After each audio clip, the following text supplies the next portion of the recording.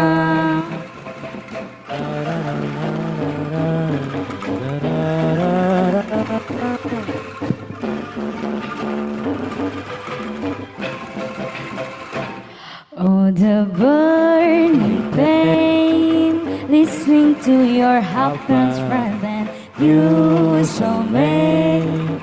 She's so perfect, blah blah blah. Oh, how I wish you wake up one day and to me confess your love. At least just let me say that when I talk to you, oh Cupid was right to and shoot an arrow to my heart.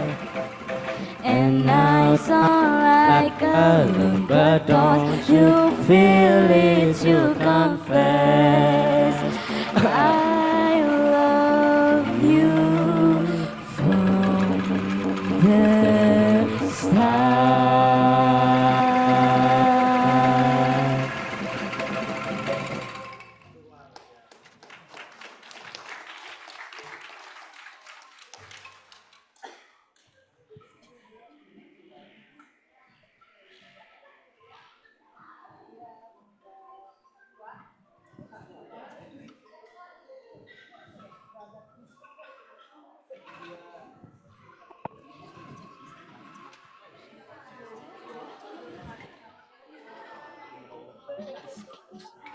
Kalau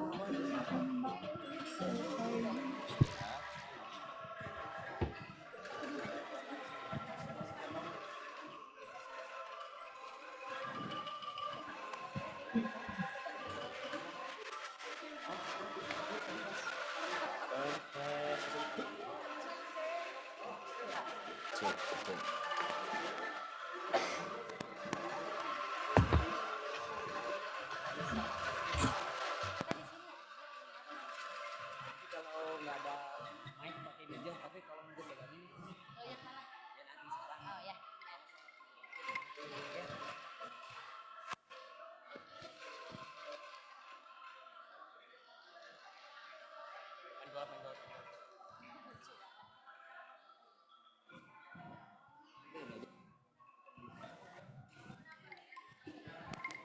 Cek.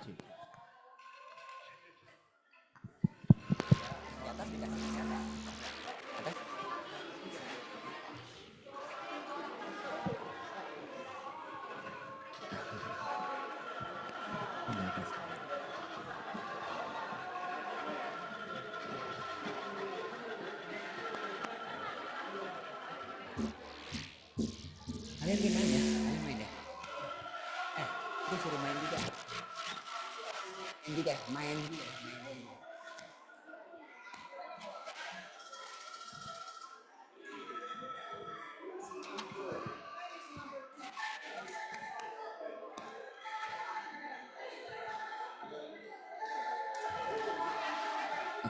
Oke.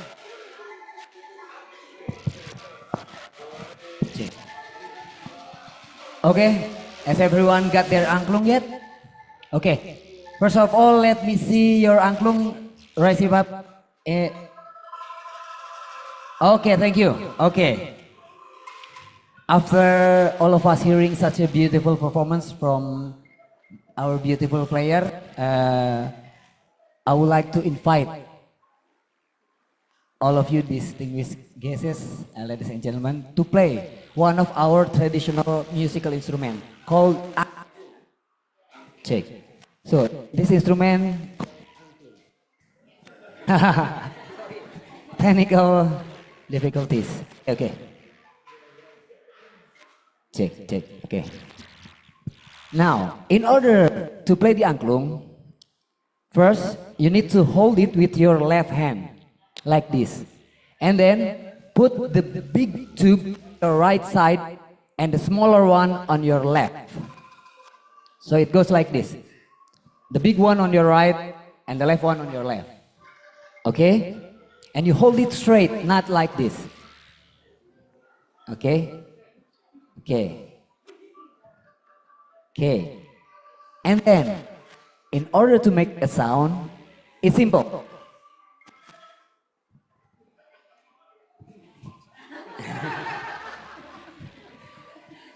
All you need to do, just use your right hand to shake it like this.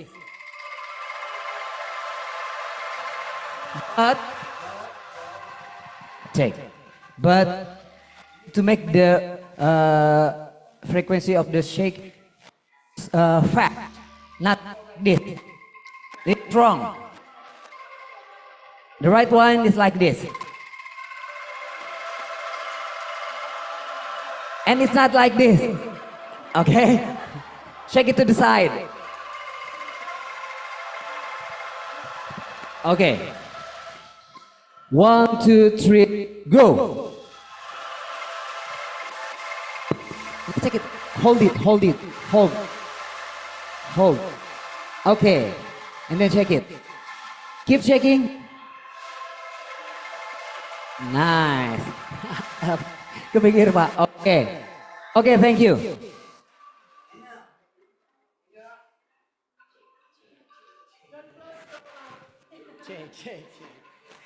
Check. Okay, now at your angklung, there's a number on it.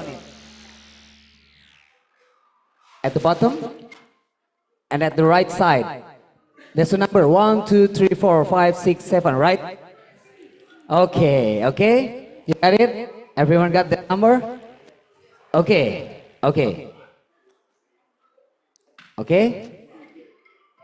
Now, I'm gonna check. The one who got number 1, please shake your angklung. Number 1. Thank you. Now, number 2. Thank you. Number 3. Excellent. Number 4.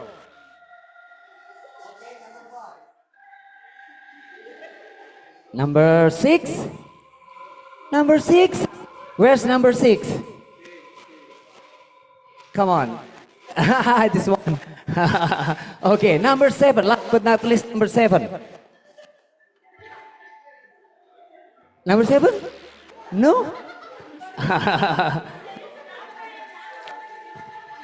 The number is right at the bottom. Okay? Right at the bottom. Jadi me. 3. Yes. Number 1. Yes. Okay. Or there's a letter on it. A, B, C, D, E, F, G. Okay? Okay. So the one that got C, it plays as 1. Okay? C equals to 1. Okay? Okay. And then D, dynamite, D equals to 2. Okay. And then E, 3. Okay? 3. Okay. And then F, Fanta, 4. Okay? And then G, 5. Excellent. And then A, 6. Last one, B, 7. B equals 7. Okay? Got it? Okay, let's check again. Now, 1 or C. Check your angklung, please. No, that's not. All right. Okay, and then 2 or D. Yes. And then 3. Yes. And then 4. Yes. 5. No, that's not 5. That's 5, right? Okay. 5 or G. Okay, check your angklung, please.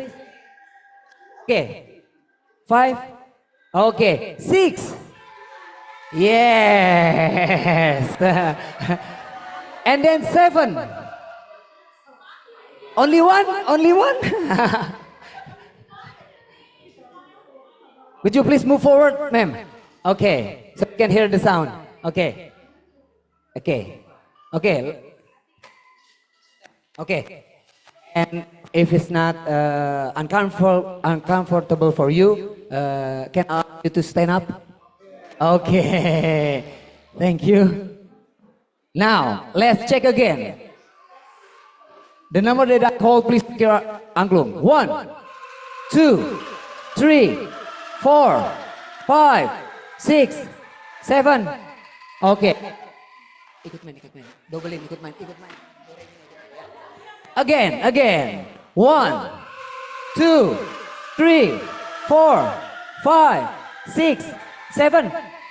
Okay. Thank you. Now just remember your number, and now I'm going to convert your number into a hand sign. Okay? Please pay attention. Number 1, my hand goes like this. Whenever my hand goes like this, shake number 1. Okay? Go. Thank you. Just focus on your own sign, okay? Okay. Don't bother about others. And now, number 2, my hand goes like this. Number 2. Yes. Okay. Let's repeat. 1, 2. Thank you. Now, number 3, my hand goes like this. Number 3. Thank you. Repeat again. 1. Thank you. Now, number 4, my hands goes like this. Number 4. Check your angklung, please. Thank you. Repeat. 1, 3, 4. Number 5, my hand goes like this. Number 5. Thank you. Again. 1, 2, 3, 4, 5. Number 6, my hand goes like this. Number 6. Okay. I know you're the only one. Okay. Number 6, right? Okay. Again. 1, 2, 3, 4, 5, 6. Thank you. Last but not least, number 7. My hand goes like this. 7. Okay. Thank you. Okay. Now, I'm gonna close my mouth, okay? Just concentrate on my hand. Okay. 1, 2, 3, go.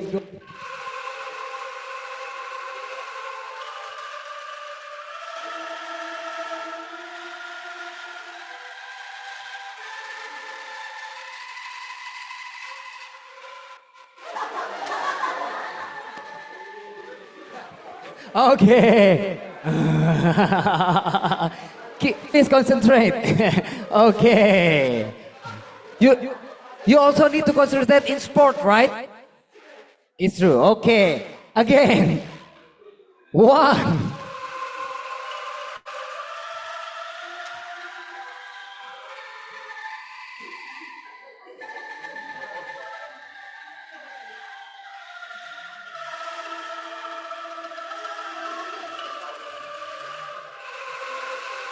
Okay, thank you. Now, I'm gonna make my hand sign randomly. Random.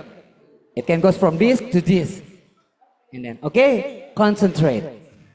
Okay, time is money. Okay, let's try. 1, 2, 3, go.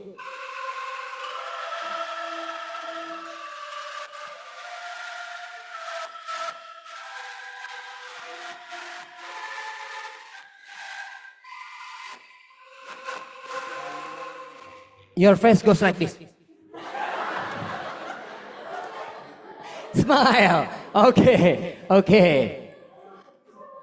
Now, in order to make a good sound, please keep shaking until the next note sounded, okay? Do not stop. For example, do, mi, re, not, do, mi, re, not. Okay? Okay. Just keep shaking. 1, 2, 3, go. Keep shaking. Keep shaking.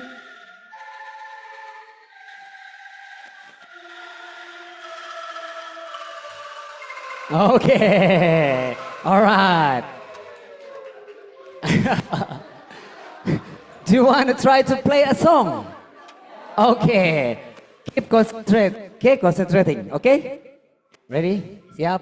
Siap? Okay. I hope this song familiar to you all. Okay? Start with 1. 1, 2, 3, go.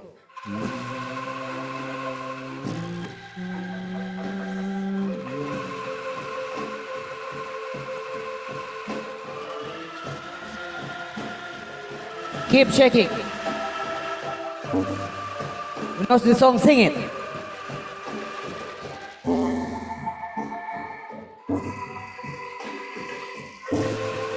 Go.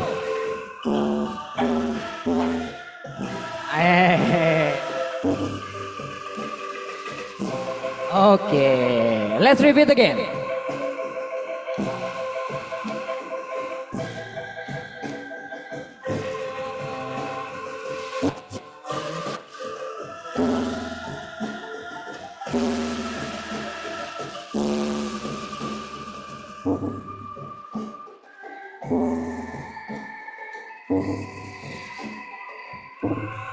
Go.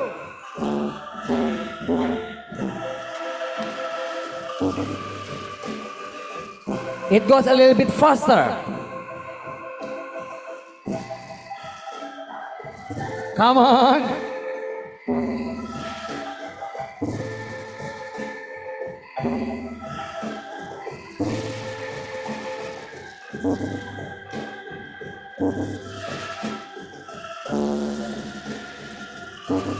Okay.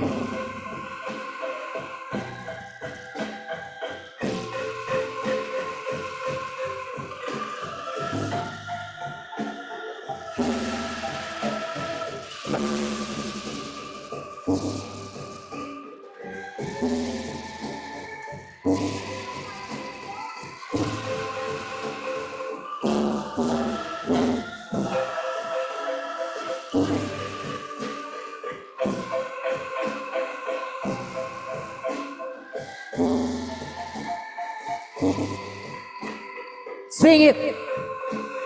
Falling in love with you. Okay, excellent. All right, all right. Sweaty already, sweaty. Okay, you may take your seat again. Thank you. Okay, so this is one of our traditional musical instrument called angklung. It's from West Java. We're here in West Java, and it is also one of the world's intangible heritage from UNESCO. May I have a big applause for angklung? Okay. I would like to say thank you on behalf of UPI or Indonesia University of Education for trying and having fun maybe to playing this instrument because it is one of our pride as a West and as an Indonesian people. And I hope you enjoy playing the angklung, but I beg your pardon, sorry, you cannot take the angklung home. Okay. My name is Egi Herdiawan. Thank you and see you again soon.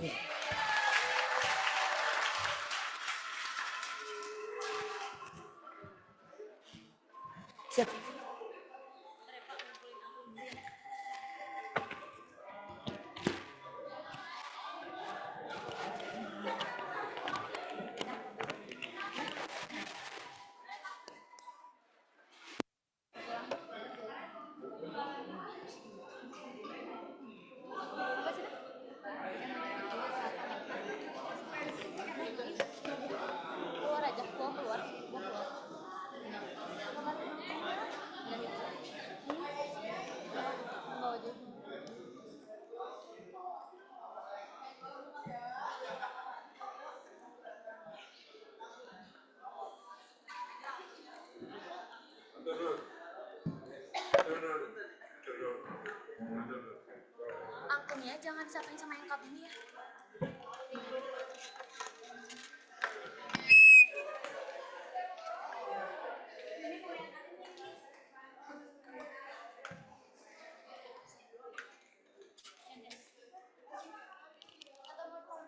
Ya, taruh sini aja lah. Itu aja, Neng. Udah ini.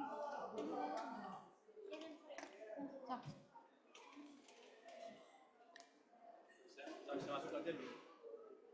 Sini boleh, bisa masuk. Di sini situ aja. Iya, di situ aja dulu.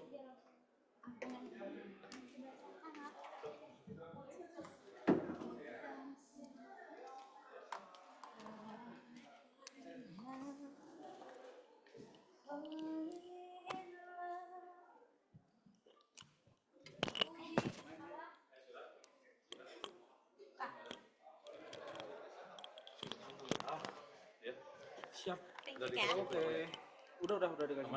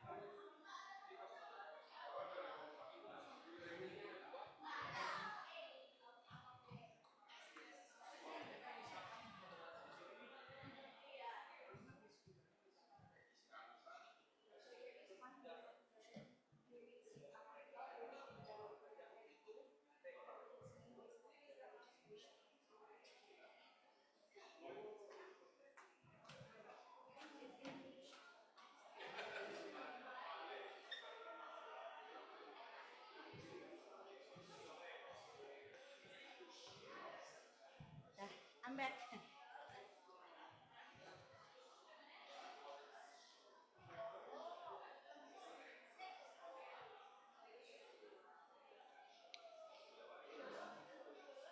Masih 4 menit lagi.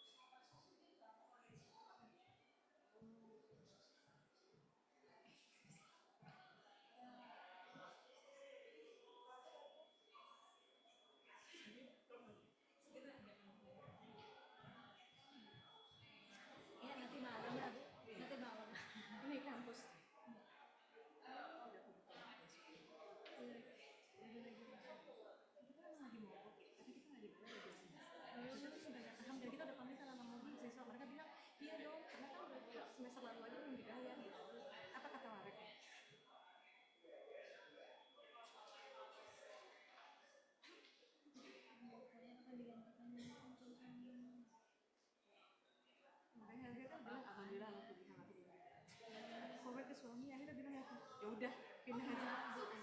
Cuma kan aku mikir kan aku mau nemenin dia tadi.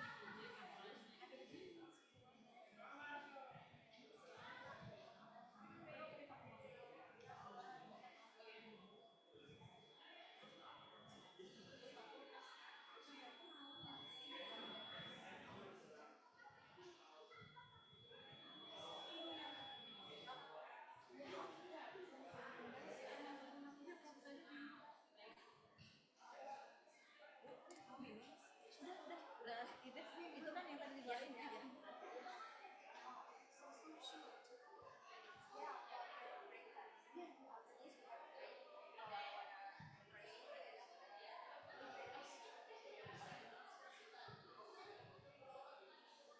Tadi abu, ya, atau udah.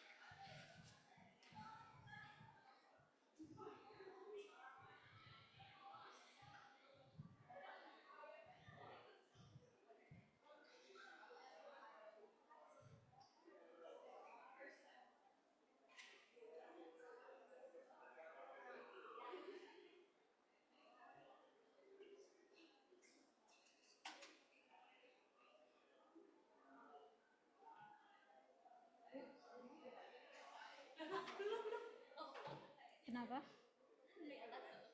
Di welcome-in aja, Bu. Oh, Coba, 10. ini mulai aja ya. Siap-siap aja. Si Bapak mau dari mana?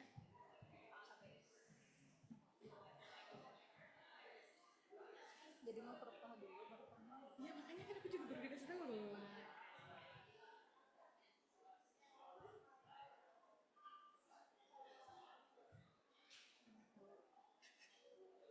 Ya selagi jumpa Litan lagi. Jagling gitu baru. Udah, aku duduk aja. Iya. Kalau dari saya langsung nggak bisa saya kesana, langsung saya tekan-tekan itu bisa nggak? Bisa aja. Coba aja gitu. Kalau next itu enggak. Nggak enak. Nggak enak. Kita dari sini. Berarti share screen-nya langsung. Nah, oke, bisa kalau berarti. Terus kita masuk lagi navigate. Kita mau dipanggil dulu sih.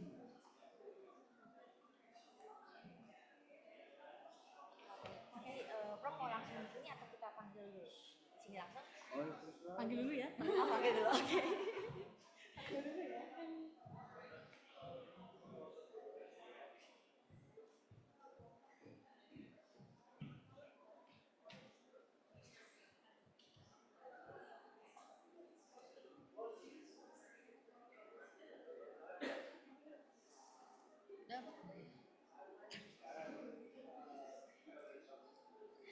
Dear ladies and gentlemen, now we will have our main agenda presentation of our keynote speakers. This session will be moderated by our moderator, Dr. Rita Anggorowati. She is an educator, school consultant, and former school director from early years up to senior high school with more than 25 years of experience. Dear ladies and gentlemen, that is a short CV of our moderator. And without any further ado, Dr. Anggorowati, you may lead the session.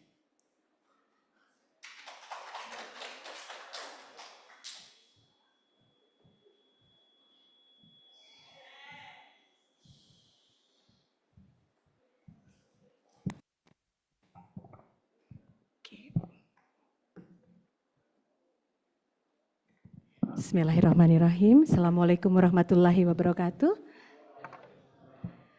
Okay, good afternoon, everyone. Welcome to the 2024 International Conference of Sport, History and Culture, held in conjunction with the 9th International Conference of Sport for Development and Peace.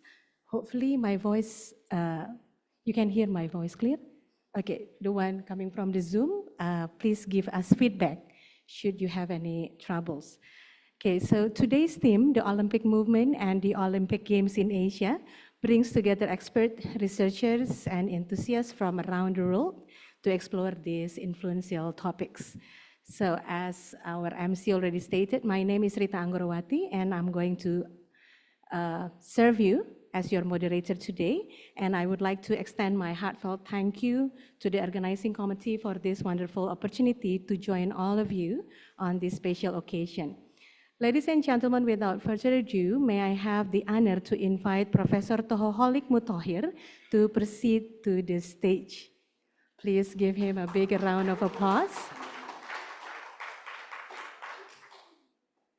So, good afternoon, Professor Toho.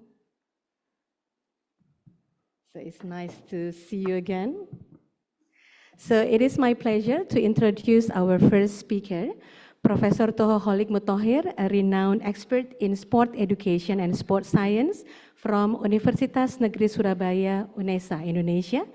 Professor Toho has made significant contribution to sports development, physical education, and sport management, both nationally and internationally. As a professor, he has published extensively of sport policy, youth sport, and the impact of physical activity on health and well-being. He actively engaged in international collaboration and conferences, and his work has influenced sport education and policy making across Indonesia. So today's presentation, Professor Toho will present material titled Challenges of the Implementation of Olympic Values Education in Indonesia, a case of ASEAN University Games 2024. So without further ado, Professor Toho, the time is yours. Thank you so much, Burita. Assalamualaikum warahmatullahi wabarakatuh. A very good afternoon, everybody. Having completed a beautiful opening ceremony and then listening a beautiful angklung instrument, let us start our business. I've been appointed by Prof. Amung to be one of the keynote speakers, and I would like to thank Professor Van Hong and Henry allowing me to have opportunity to share my knowledge and my research regarding the challenges of the implementation of Olympic values in Indonesia, a case of Asian University Games 2024. As you realize, just recently, Universitas Negeri Surabaya, UNESA, has organized Asian University Games successfully. That's implemented in Surabaya, involving students from Asia coming to Surabaya. And we realize that Asian University Game is one of the best platform, to cultivate the Olympic values of relating to our education system. I would like to appreciate my team that's from UNESA, Anwang, and also from Chengkung University in Taiwan. Now he's present here to join our conference, and other colleagues from University of Surabaya. I would like today to share with you and discuss about the topic that my presentation consists of 4 areas. I would like to see the nature of value education, and character development. We're trying to start with that. Then sport and character development, an introduction of Olympic value education. Then I completed with a challenge of the implementation of Olympic value education, a case of study in Indonesia that I already mentioned. Ladies and gentlemen, let's start with the definition. What are values actually? Values are ideals and our beliefs that held by individual or group about what matters. Values such as a standard to guide someone's behavior. So everybody, according to their culture, they have own values, and values guide your behavior. So that's very important now. And Olympic values is, later on I'll explain about that. And it relates with the moral. So moral actually is a standard for right and wrong. That also guides our behavior and trying to decide whether it is good or bad. That's moral, right? So we have a term amoral. I mean, the person amoral, that's not good. No? So the value education actually is a branch of education that helps build moral values in students, making them better and responsible citizens altogether with help to society at large. So value education is really related to moral education, to moral development, character development. And value education helps in character development, personality development, and spiritual development. That's value education, especially we would like to see the Olympic values of education, Olympic value education. So seeing, based on literature review, that many theories expound the virtue of sport is a means of building character. We believe that sport by nature is very important. You know, as United Nations also already approved that sport is instrument for development and peace. Yeah, it was actually historically funded by Coubertin's ideals, spirit of Olympism. He said that the important thing in life is not victory, but combat. It is not to have vanquished, but to have fought well. So from that point of view, that Coubertin viewed that sport is a means of developing character, rather than the adoption of a win at all costs mentally. So I think we agree so far that sport is have a positive effect. But later I also argued that based on our literature review that sport always on is positive thing.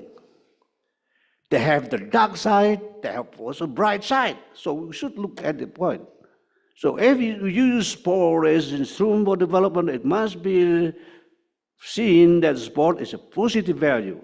So we have to avoid something that deteriorating sport values, cheating, doping. That's bad attitude. That should be abolished. We have to fight against doping. That's one of the Olympic values for education. So talking about character development through sport, there are pros and cons against, right? We already know that sport builds character, yes. Olympism, sport is a means to education and moral character, yes, that's good, wonderful. Orandum associate mensana and farisano, the juvenile, that's a long time ago, that's okay, dude. Sport teaches life skill, yes, okay. Sport has intrinsic potential for character development. And United Nations in 2003 declared in number 58 and 5, stated that sport as a means to promote education, health, development, and peace. This is under assumption that sport is being implemented rightly, according to the standard, not ruining the true value of sport. But the other side, sport builds character, not always. No empirical evidence, some scholars mention that this is not causal evidence, it's only a relationship, not really causal relationship. Again, participation in sport do not automatically produce educational benefit. That's important. Playing basketball, football, not automatically your student becoming, get together and have a friendship. No, it's not true. It must be designed and structured and implemented in the teaching learning process.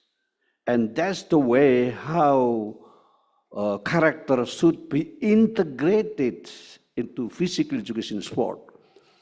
So if you, as a teacher, teaching basketball, football, whatever, without any designated and structured intentionally for the improving the certain value, that would be not the case.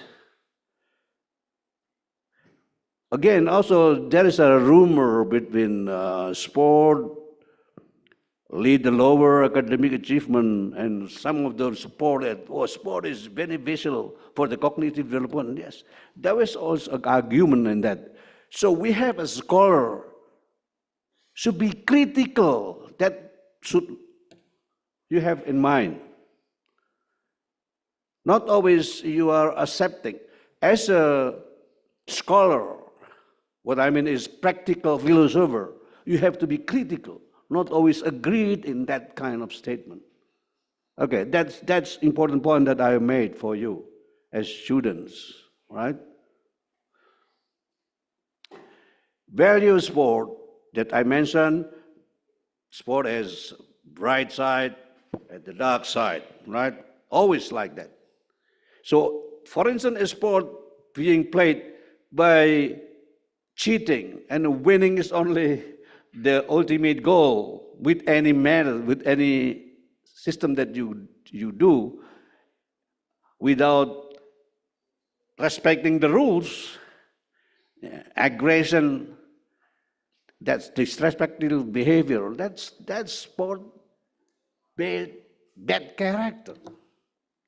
So as a practitioner, teachers, coach should be concentrate on the real important, the positive of sport in building the character.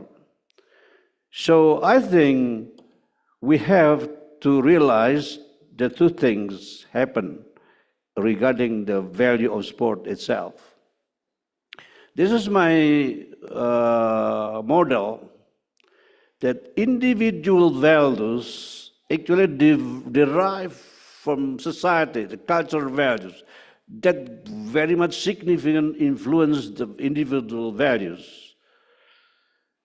Family, yeah, your parents is very much the first educators is your mother, your father, and that's create atmosphere and develop your individuals.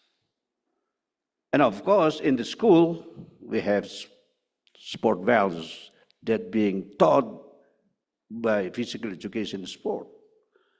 So individual values, we want to make him really believe that this values is really important, that if it is becoming the belief, then becoming moral, that create important action and the tendency of action to respond to situation or condition.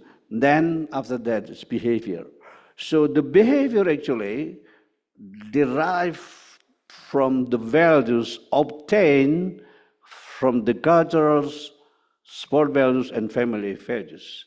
So character, actually, in this case, is the quality of individual personality which is based mental and moral values. It is defined by a combination of trait, values, belief, attitude, and behavior to shape how a person interacts with others and respond to situation. So, character is very, very important in your life. Character is the guide of your life. Having the character, you make a decision by yourself, whether it's good or bad. And character has the power. Yeah. If you have a good character, whatever temptation you face, you can make decision. And decision is really for the good moral, good action. That's very important. So any education without character, that's disaster. So I think as human life, the important thing is character. Yeah. So I believe that Olympic values, the core values, especially Olympic movement that promotes three core values: excellence, friendship, and respect. And these values, very important to foster ethical behavior and sportsmanship in athletes and participants. So the key word here is ethical behavior and sportsmanship. As students, as people involved in sport, they have to play the game in sportsmanship way or fair play. That's important. So the philosophy of Olympic values actually centers on the development of better society through the practice of sport, embracing the principle of fair play and respect for others. The value of respect, actually there are three: respect of yourself, respect regulation, and respect for others. So that's very important. You know, in your life, in your society, if you not respect to other people, then that's not harmony. We want to make a better world as our promise. But if you don't have any respect and responsibility, and you don't have any feeling of friendship and respect, that's not good citizen, right? So sports should focus on the good character. Remember that sport has positive and negative values. Okay, take care of that.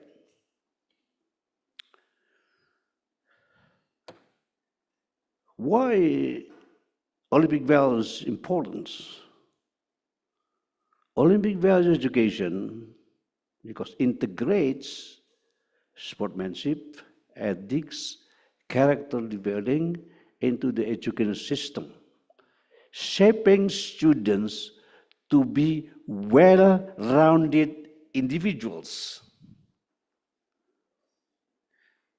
What is meant by well-rounded individuals? Manusia seutuhnya in Indonesia, both not only physical, but emotional, mental, intellectual, spiritual. That's all together. So it become a really good man, good guy, good girl, everywhere, You have to be, in that way, good citizen. Olympic value education is recognized worldwide as a tool to promote integrity, respect, and excellence both in sport, and educational institutions, and in society. So the value not only played in the games, but also beyond. The matters beyond the fields, that should be that way. Historically, Olympic movement for Indonesia actually experienced when Indonesia took part in the Helsinki Games in 1952, making its entry into the international Olympic movement. That's the first time. In fact, after independence, 1948, Indonesia wants to join the Olympic Games in Tokyo during the time. But the IOCs do not accept it if Indonesia should be Hindia Belanda, because it's during the Dutch occupation. So Indonesia rejected, no, we are Indonesia, want to raise our flag in the stadium, and we want to have Olympic movement start way that way. Politically, Indonesia want to be recognized in the world scene. but finally it was rejected. Instead, Indonesia organized national game the first time in Solo. That create a symbol, having sport, national games, that Indonesian identity is there. Indonesia is considered a nation, politically, historically, that's it. So, having around 40 years of effort, Indonesia participated in 1992 Olympic Games, and Alan Budi Kusumo and Susi Susanti, that's a brilliant moment that inspired a generation of young athletes to hold Olympic values. As that time, Indonesia, the first time, have gold medal, the first ever during the time. So Indonesia, starting from 1992 up until now, we have a good performance, especially in the badminton and other sport, weightlifting, and now we have a wall climbing. It's a good performance.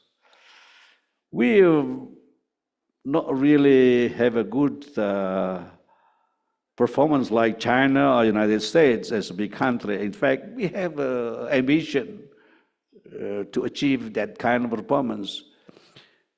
As a big country, actually we have already started being a good performance in sport. There are two variables, that the big population and GDP. And we have that measures. And other thing that we have a good climate here. All this we can play. Actually, we can get the best 5 in Olympic Games. But let's see, we still need to go.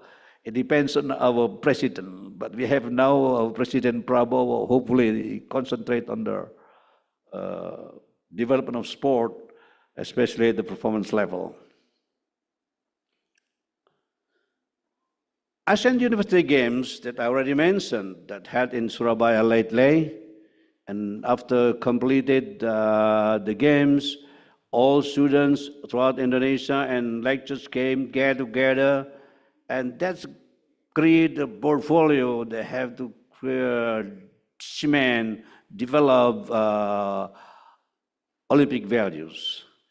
So this event presents a strategic opportunity to promote Olympic values among students and educators, with a focus on fostering collaboration and sportsmanship across Southeast Asia. That's been organized successfully. We are organizing in such a way to show to the students and educators throughout Asia that sport not only winning, but also taking part in the development of ethical values is very important. So, stronger policies, improved resource allocation are essential to support the implementation of Olympic values in educational institutions, particularly in the university and level. That's the future that we should look if we want to develop Olympic value through games like Southeast Asian Games. I think the government should focus not only the competition itself, rather than also developing and also creating the atmosphere. They have a kind of developing a values, sportsmanship, and other values for the benefit of future development, especially in the character and moral development of the students and also student athletes. If we realize Philosophy of Olympic education actually rooted in the vision of Bird Coubertin, the Olympic philosophy that emphasized the moral and ethical development of individuals through sport, aiming to contribute to peace and mutual understanding among nations. So that's the philosophy of Olympic education, and Asian University Game is implementing that kind of value. And of course, in that games, we implement the value of excellence, not only excellent in performance or winning the games, but also striving for personal best. So you achieve the performance, you should achieve in a moral way, an ethical way. So in other words, if you achieve your performance, whatever level, you should apply sportsmanship, not cheating, not playing the game which does not, that's against the sportsmanship. That's not good. So I believe under the under the Asian University Games, I think that's one of our teachers. I remember when 10 years ago, I developed a study with my colleagues to see what's the teacher's understanding about values education. We look up all the lesson plan designed by PA teachers and to see whether there are any terms, objective, program concerning values of education. That surprised me. But none of the lesson plan contained in that curriculum.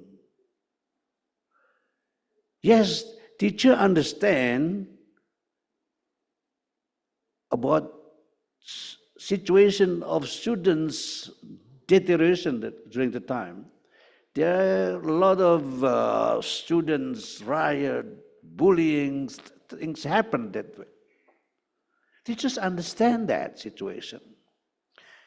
But there is no such activity implemented in the physical education practice and put the value education in there.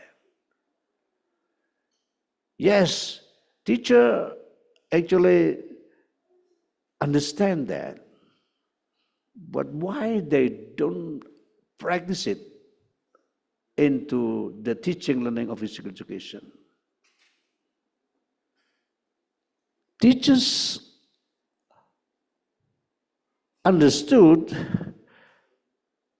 about characters, about value education, but in a surface way, regarding the manners, politeness, that's it. Are the values not really considered? For instance, perseverance. It's not that way. In the teaching learning process of physical education, the students should dress properly and behave in such a nice way to teachers, something like that. Teachers are reluctant to deal with students because of human rights. Violence is considered an active way to instill character. Students could not give some sort of punishment in educational terms because teachers are afraid of, abusing the power, and that's again human rights, and parents maybe come and insult him, or her. So teachers are reluctant to do with value education if the students break the rules.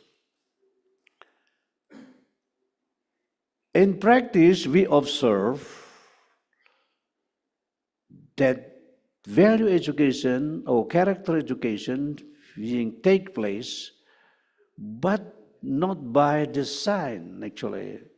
It just come out accidentally.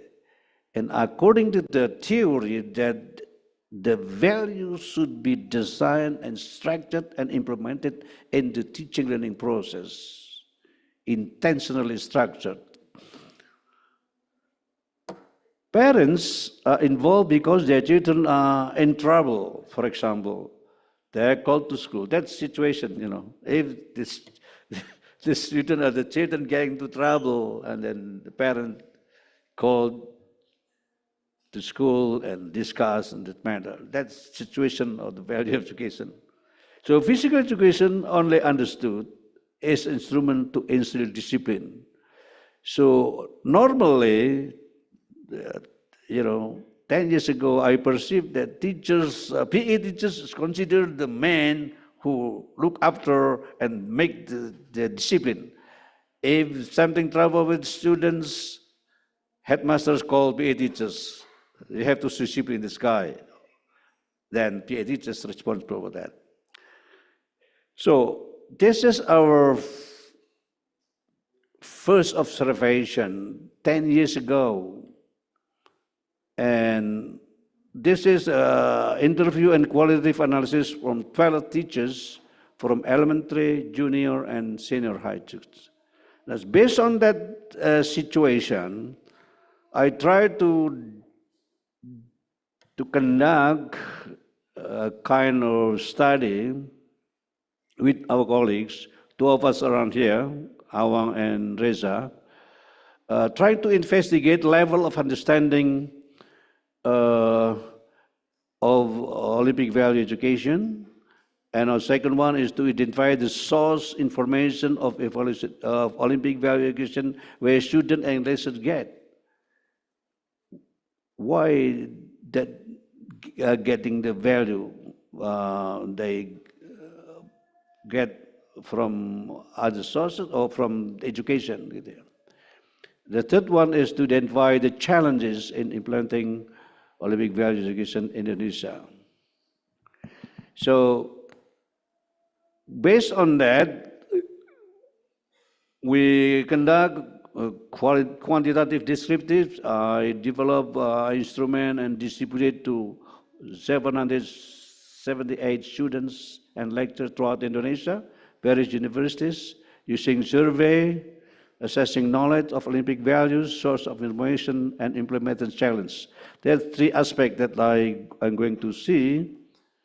Then the result is that from 178 sample, 67% of respondents understood about Olympic values. They understood about Olympic values. 30% they don't understand about Olympic values. Is still got time, bro? Okay. Okay. So we believe that students and lecturers understand about the Olympic values.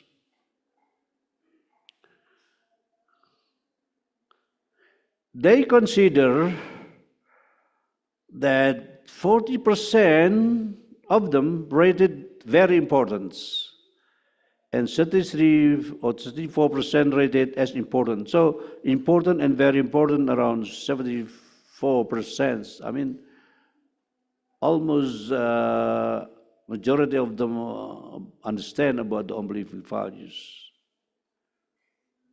But where they get from the Olympic values, they're not from formal education, they're from social media sources. In other words, they got information, Olympic values from social media, from informal source. So from this data, it is evident that social media is the primary source of information on Olympic values for respondents. followed by formal education from campus or sport institution. And this data highlights the role of informal channels in spreading awareness, which may need to be balanced with more structured educational effort. So what it means that we should not only focus on the formal education, but we have a kind of campaign using a program or dissemination through media social for developing Olympic values in Indonesian context. Now I come to the challenge of implementation and implementing the Olympic values. Again, from the data, we can say that the main challenges actually from the lack of awareness, 28%, not integrated into the curriculum, around 70%, and limited facilities. So if we trying to implement Olympic value education through educational system, through campus, we believe that there is a kind of condition that among leaders, among lecturers, that they lack awareness, the importance of Olympic values. So this challenge needs to be faced by developing policy and program action to promote teaching Olympic values in school and universities. Now, Asian University Games 2024 to bridge the gap. So we believe that Asian University Games should be more developed and structured in this way that focus not only the winning, but also cultivating the Olympic values. And I remember when I was in Jakarta as a DG during the time, we had a kind of games, we call it Olympic students. We realized that for that students, in order to implement the Olympic values, we designed that the event should be adjusted to development of students, and the sport selected should be properly selected, and not only the winning is the important aspect, but also the value. Why and how? So instead of developing the sport competition, we develop a kind of program, we call it sportsmanship reward. So in this case, we develop measures to observe the sportsmanship behavior among the team. So we have two objectives: winning and ranking of the athletes, but the important thing is award. We call it sportsmanship award. So that was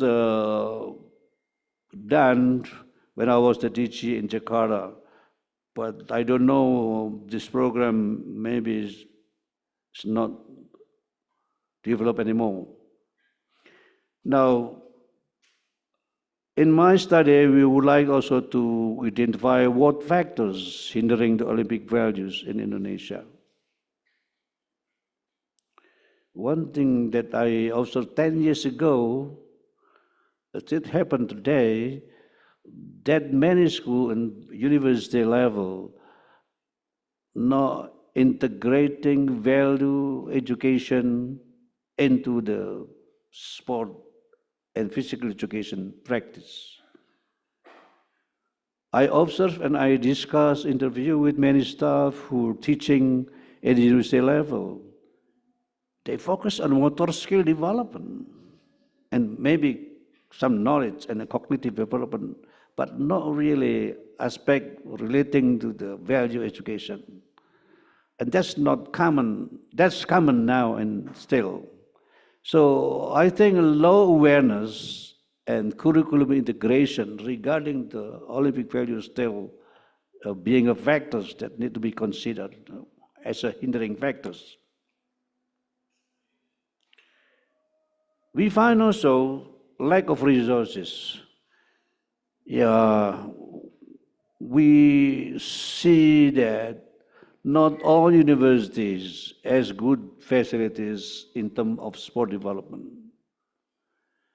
Like myself in United States or Australia, even universities always provide sport facilities to make students engaged, involved, to have participation, to develop a kind of sport values.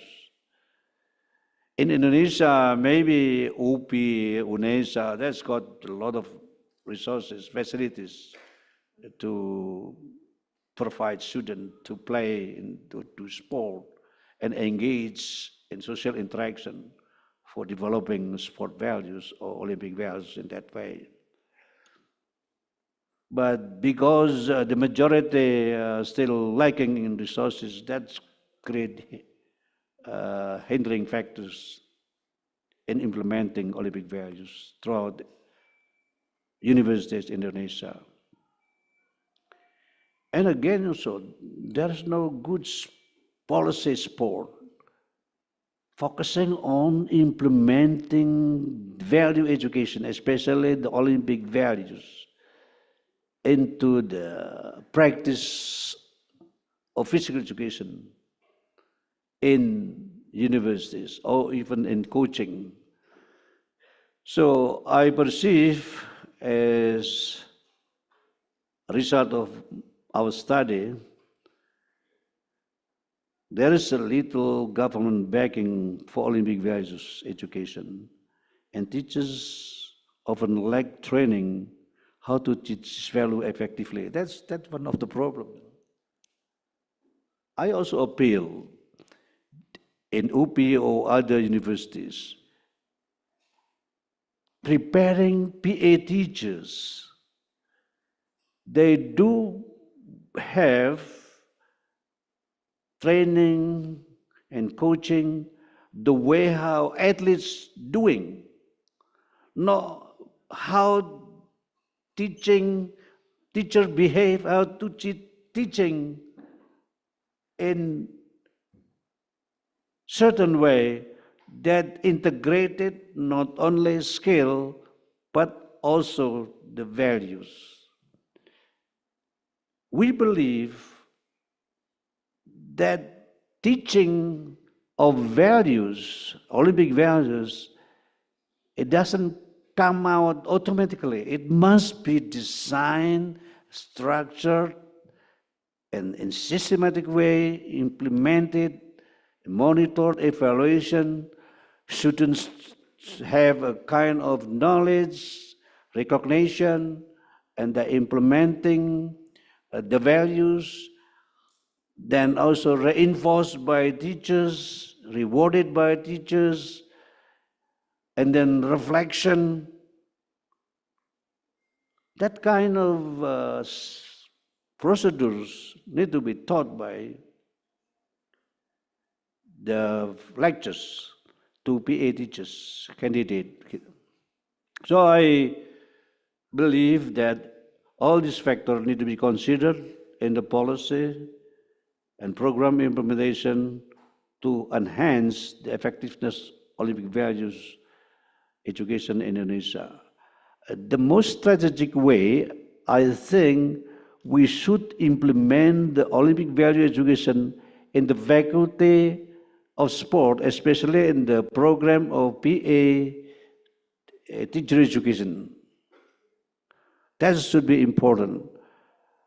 Not preparing teachers not doing training for themselves, for students to become athletes, how to make students become competent in teaching, both in practical aspect, both technical aspect, and also the value aspect. So in this way, I think the Olympic values in Indonesia can be overcome and speed up in order to have the Olympic movement in Indonesia run smoothly. Now in the application.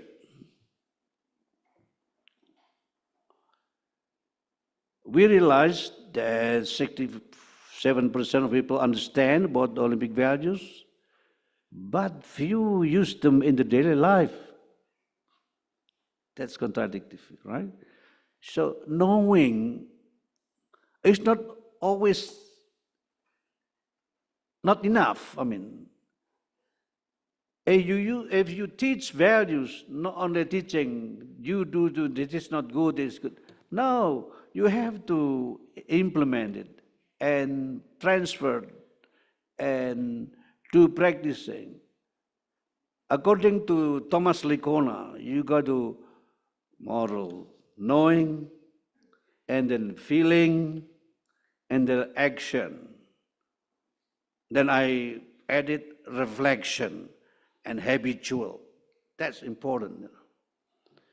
So if you teach values in sport or in physical education, not enough just telling the students that values is important. No, that's not enough.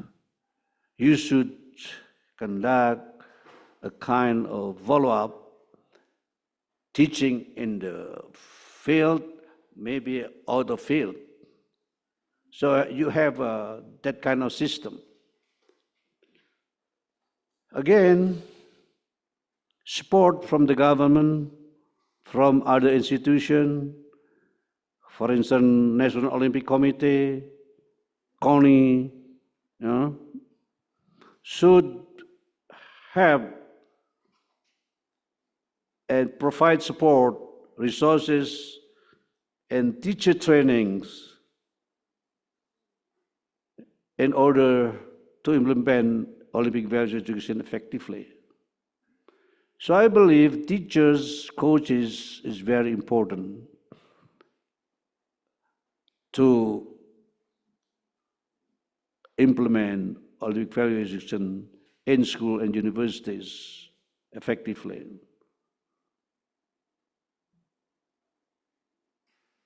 Then finally, we suggest that Asian University Games 2024 can highlight Olympic values in practice. It is a good chance for athletes, educators, and policymakers to collaborate and turn current challenges into opportunities for the better education.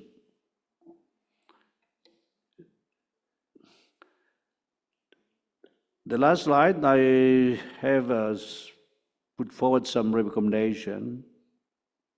First, curriculum integration. Integrate Olympic values systematically into sport education, in the teaching learning process, systematically, intentionally, and structured that way. So we have to avoid just focus on technical and motor skill rather than improving the values and integrate it into practice. Second thing that very important is continuing improvement using professional development for teachers, lecturers, and universities. How to integrate that kind of value into teaching practice, coaching practice, something like that. And of course, the government should provide support and having a strong policy, funding for provide support for Olympic value education.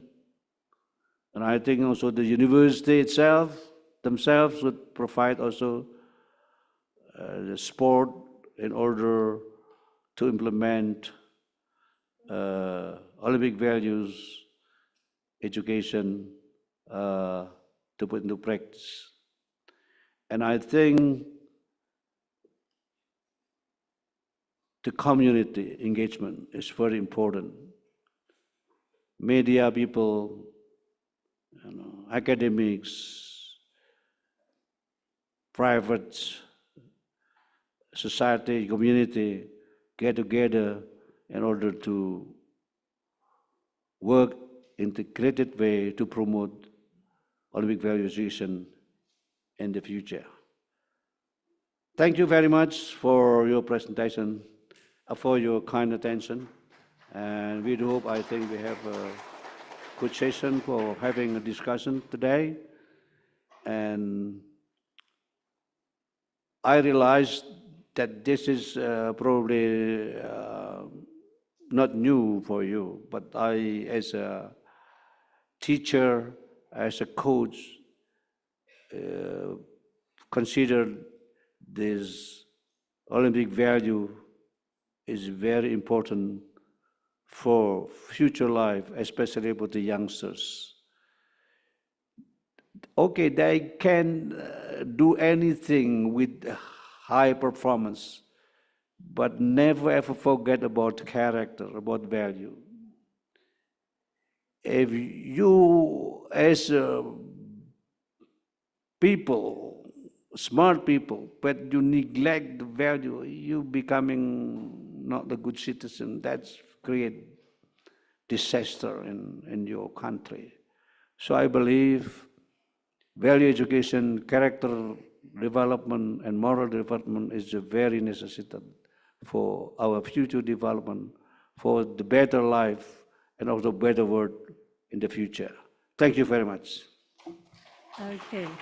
Thank you so much, Professor Toho, for this comprehensive overview of challenges and opportunities for Olympic values education in Indonesia. Thank you also for sharing your research findings from a case study. So I learned a lot that actually strong policies, increased resources, and educator training are critical to embedding these values in educational institutions. Your insights on the importance of character development and the role of Asian University Games in promoting these values have provided us with a clear vision for future initiative. So, ladies and gentlemen, we will now open the floor for a question and answer session. Please introduce yourself briefly and keep your question concise to allow more participants to engage. Okay, is there any question coming from the floor? As in Zoom, I don't see any question yet. Is there any coming from the first and the second floor? Because this one is 5th and 6th, yeah. Are there any questions? Would you like to ask questions? Okay, please, the committee. Thank you. Hi, I'm Robin Ketlinski, and I'm from City University of New York. Thank you for your presentation. Is there any country or case study that you think is doing the value education very well? Like, have you seen examples in different countries?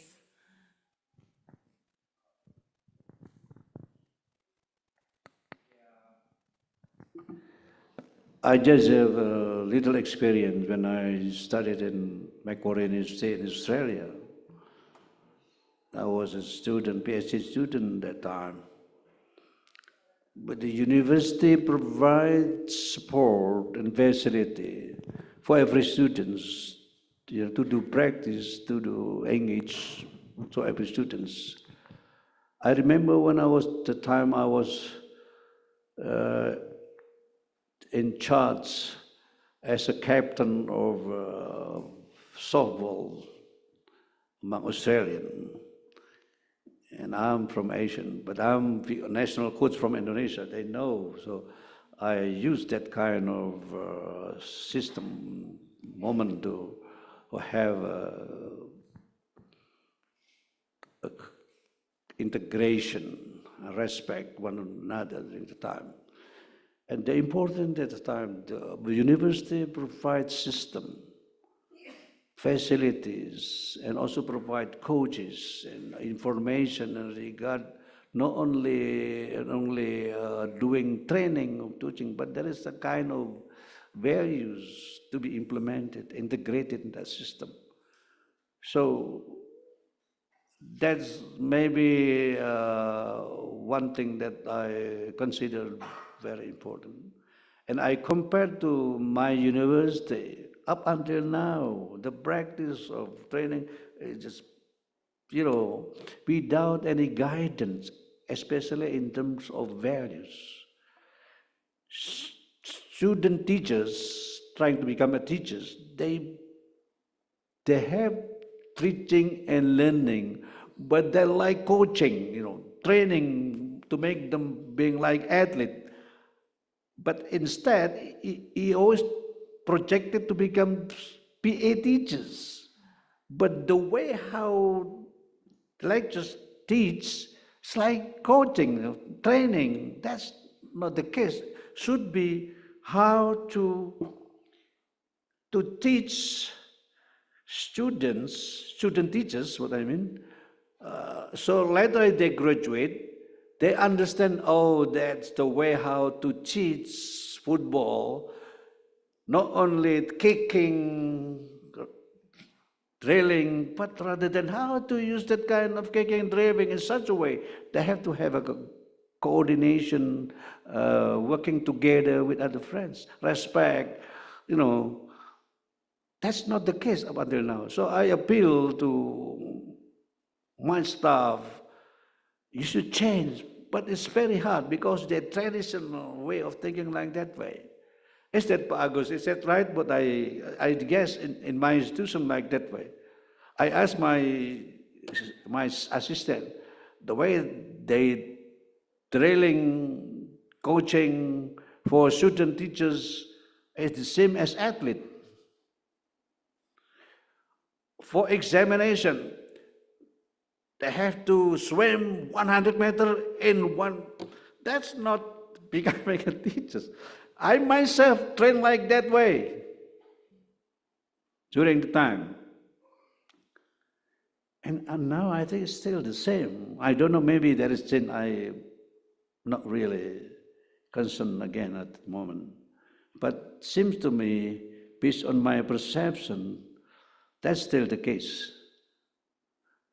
Values, Olympic values especially, not being transferred and integrated in the teaching learning process in university level in Indonesia. Maybe Bagus and Prof. Amang added my statement, but probably it's still the same, but I don't know. But seems to me, what I have learned from my university in Australia is not the case. That I consider my university in Australia probably is not the best, but at least they provide some clue that values, Olympic values especially, is necessary and integrated to be one important point, aspect in preparing students or leaders in their life, future life. That's answer your questions? Okay, thank you. Okay, thank you, Prof. Toho. Actually, I got so confused with the clock over there because actually now it's still 3:25, yeah, Kamati, so we still have 5 more minutes for this session. So it's not accurate for that time. Okay, now we still have 5 minutes for another question. If you still have any question for Prof. Toho? Oh, okay. Oh, would you like to add up something before we give the mic? Anira, please. Pak Agus probably would like to add up something. Hold it back. Well, actually, I would prefer to keep silent just because you are my professor. That when I ask me to put forward something, then obey you. Okay, when I arrived to this auditorium, attending the opening ceremony, actually we just finished our class for philosophy of sport and physical education with the doctor degree program student. In the discussion, we mentioned about the moral deteriorating,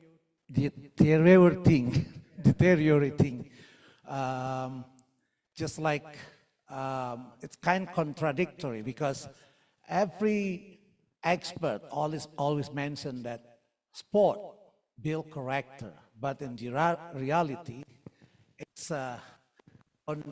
contradictory. Right. Yeah. So in the discussion, then I mentioned that based on the Berner suit, sport already categorized into two groups. The first one is pre-lusory, and the second one is lusory field. Lusory means everything goes to Olympic Games. It's considered as lusory.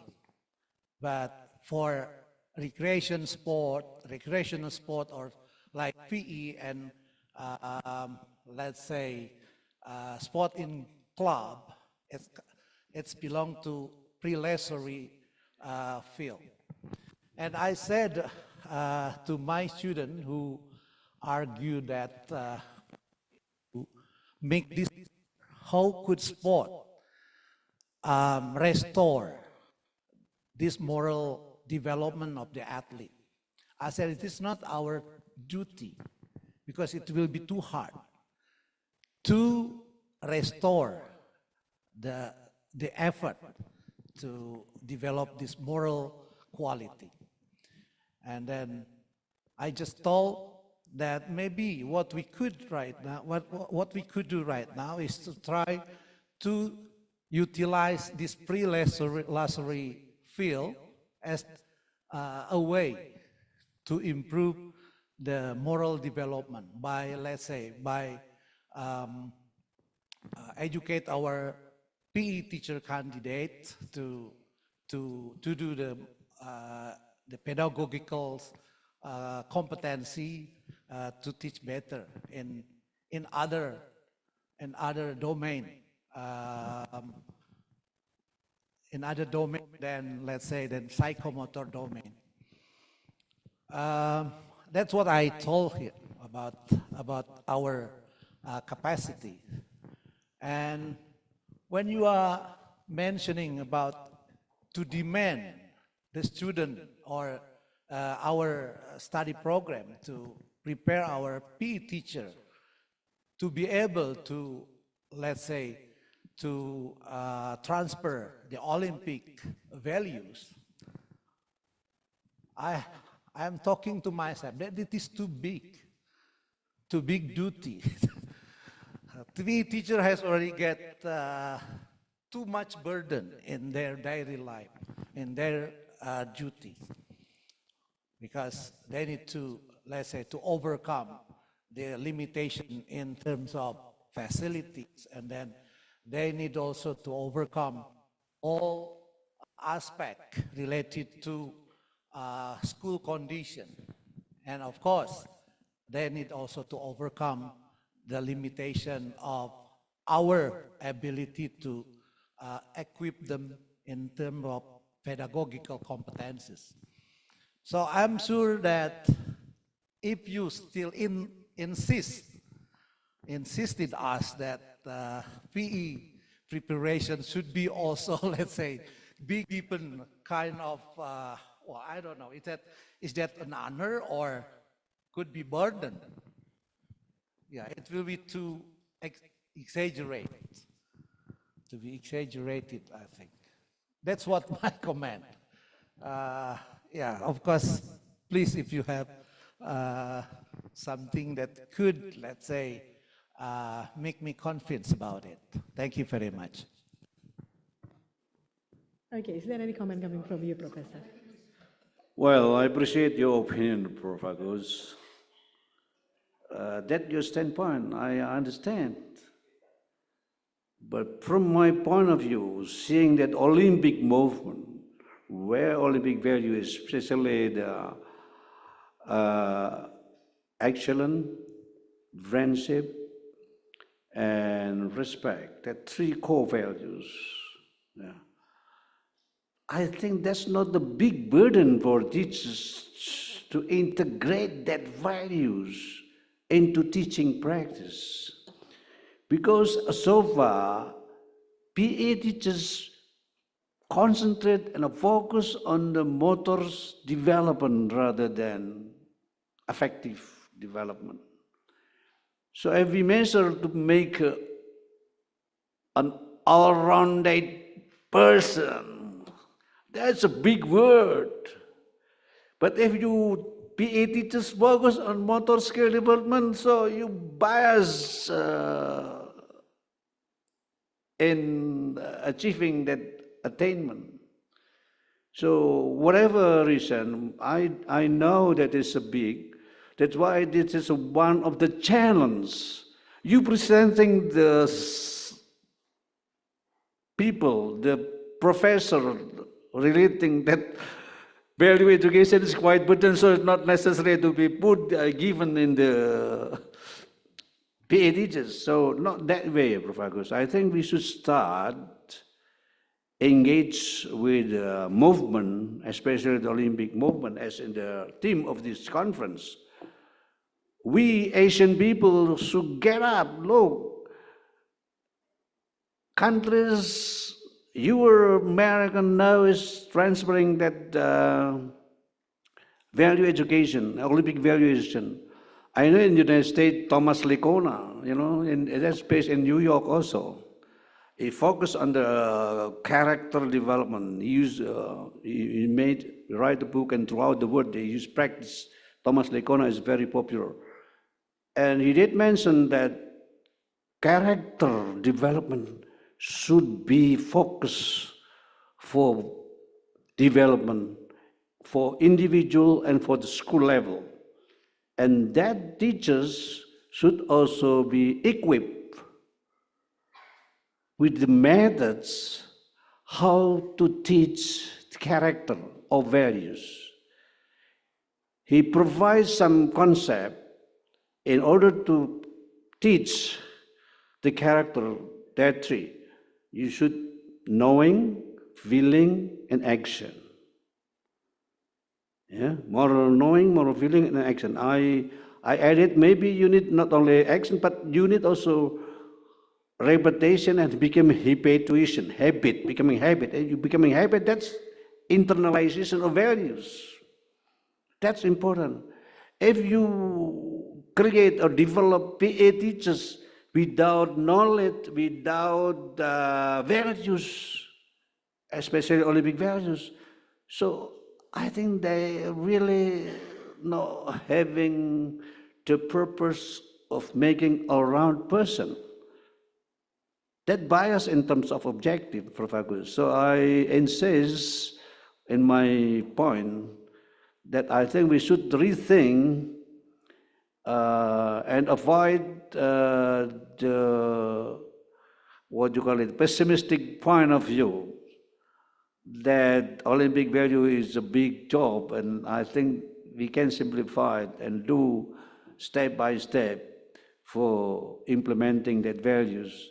I think the value education, especially the Olympic value, is necessary for our development. If your teachers, if your students, for instance, know feeling of excellence. No, excellence is very important. Yeah. You can measure by performance. There are two things in terms of moral character and moral performance. You can do anything with the best performance and excellent way, but never forget your attitude, your behavior. You can achieve your high performance, but in ethical way. That's most important. And you achieve performance by cheating. So It's useless. So I'm, as a teacher, urge you, whatever you do, please concentrate on the values. We have a professor of history here that you know that leaders from forget about value. You know, Donald Trump as a president now, they have certain values, but maybe some people, American, do not really agree with his value. But he is the boss, and you can see what happened because that's very important. As a president, as leader, you get not only performance value, but also in terms of moral values. So that's my point, August. Sorry, maybe it's not satisfied you, but I still agree and respect your point of view. But we are at the same stage now that we have to discuss. That's the meaning of conference. So Indonesia should rethink. I agree that all people in Indonesia, especially PE teachers, should rethink, and also people in the physical education, teacher education program should rethink and design about their program for improving their competencies, not only qualified and skillful in teaching in motor skill development, but also in knowledge and cognitive and affective development as a whole. That's my point of view. Thank you so much. Okay. Please, Pak Agus. So actually, I would like to thank you for bringing up the question because it's becoming warm now. So Yeah, we'll open okay. the room for discussion. Well, it's actually my way to provoke you. Because without my provocation, I'm sure this room is going to keep silent. And also I need to tell you that what I miss from my question or from my contention beforehand, that now actually we are preparing our PE teacher to concentrate, not only to concentrate on motor development, but also to other domain. Yeah, maybe that's what I miss from my contention. Now I'm also still involved in one program delivered by our ministry, especially by the Directorate of School Principal and Supervisor and Educational Staff, delivering program called PKG PJOK, Peningkatan Kompetensi Guru PJOK, in which in this program we emphasize to increase the competencies of teacher to deliver PE learning with kind of, we say, student-centered learning. And most of the content of this training is almost imitating our curriculum ICSDP JAS or PET for school students, for elementary school. And most of the topic or the module related to what we call model-based practice teaching. We introduce like movement education, and then we also introduce what we call fitness education model and also sport education model.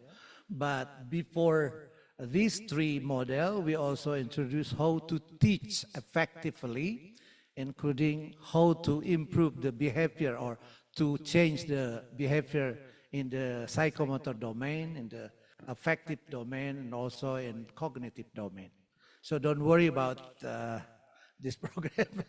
Actually, I'm not forgetting about to improve the quality of teacher in what we call whole in whole area. Yeah. Okay, thank you very much for. Okay, now it's getting warmer. So ladies and gentlemen, I'm going to ask you permission because I think I need to extend the time. So I hope every one of you agree with me. So we are going to extend our time. I know that we are actually had limited of time, but then I will let Professor Hong to talk and then that gentleman over there because he had one question to be raised to you. Okay, Professor Van Hong, please. Well, I just share one information with you, and I'm absolutely interested, very enjoy this debate of Olympic value education. Since at the moment, I'm working at the Shanghai University of Sport, the Institute of Olympic Research and Studies. Okay, Professor Van Hong, could you please getting the mic, get near?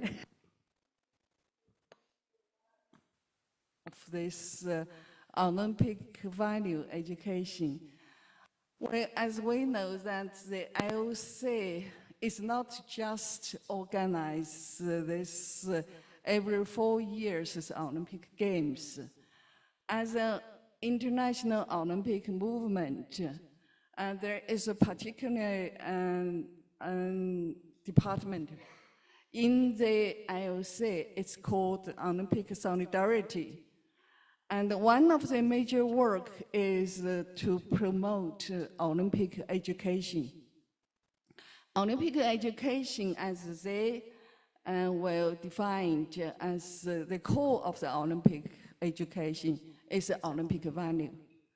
And one of the major tasks of the IOC or the Olympic Solidarity, which is responsible for Olympic education and the Olympic movement, not just the games, is the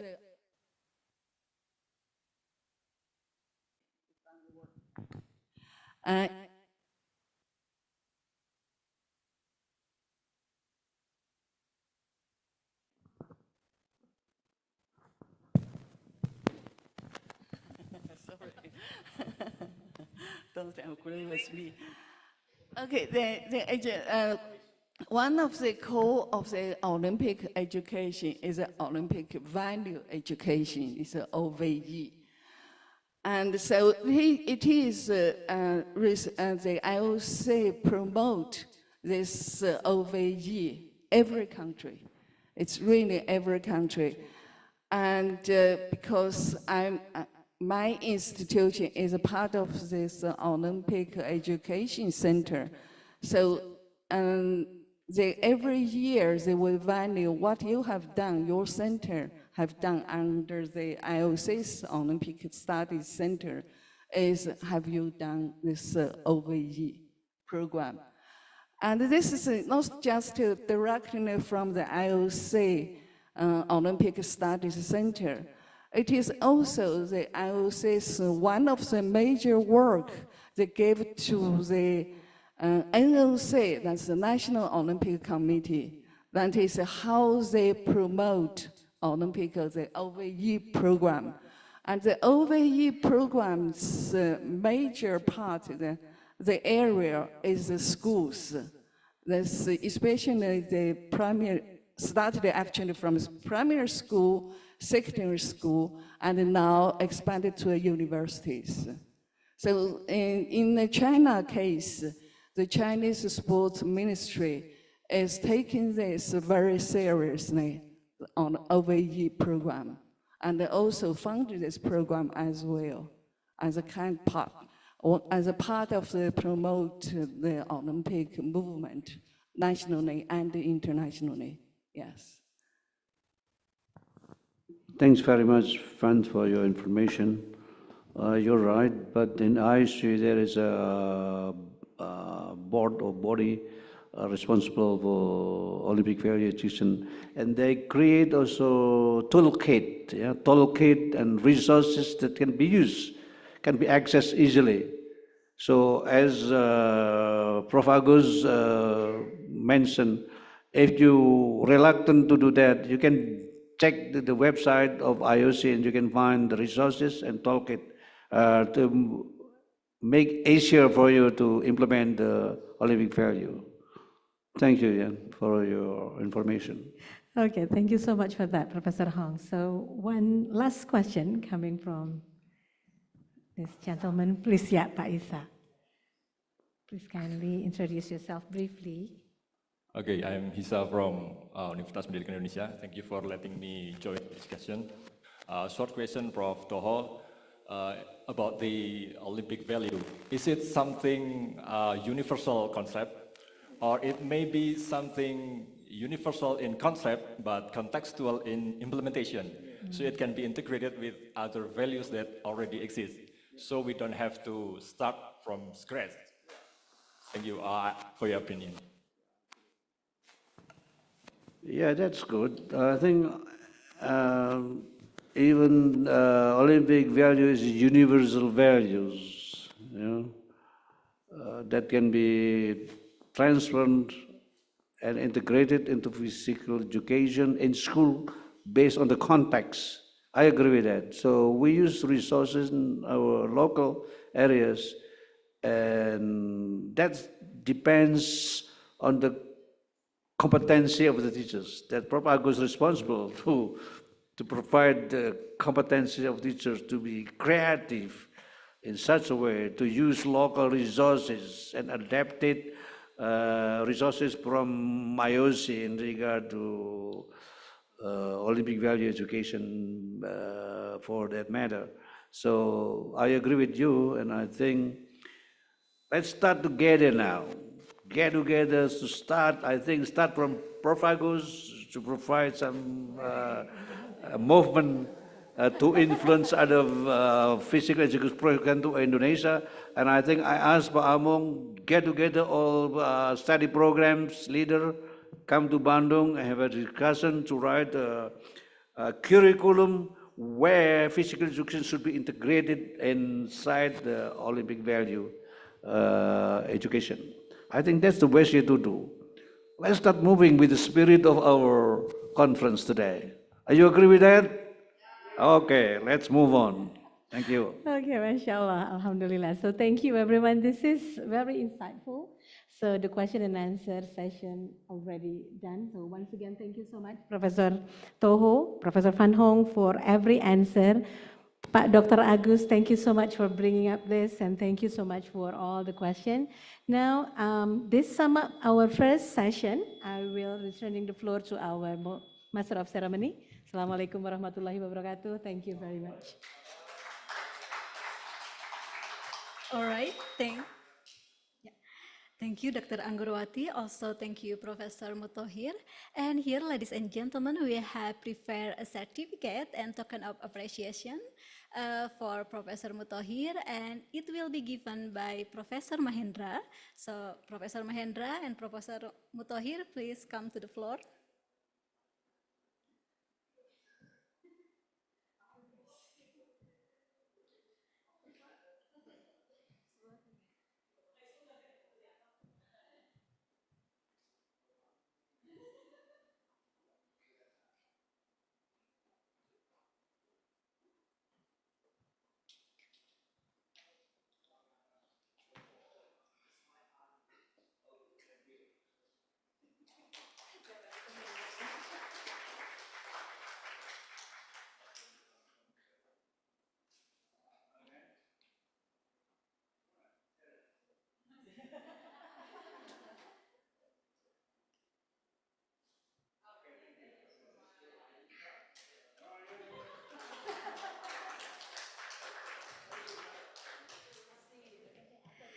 All right, dear ladies and gentlemen, now we will have a short break for around 20 minutes. So please be back to the auditorium at 4:15 p.m.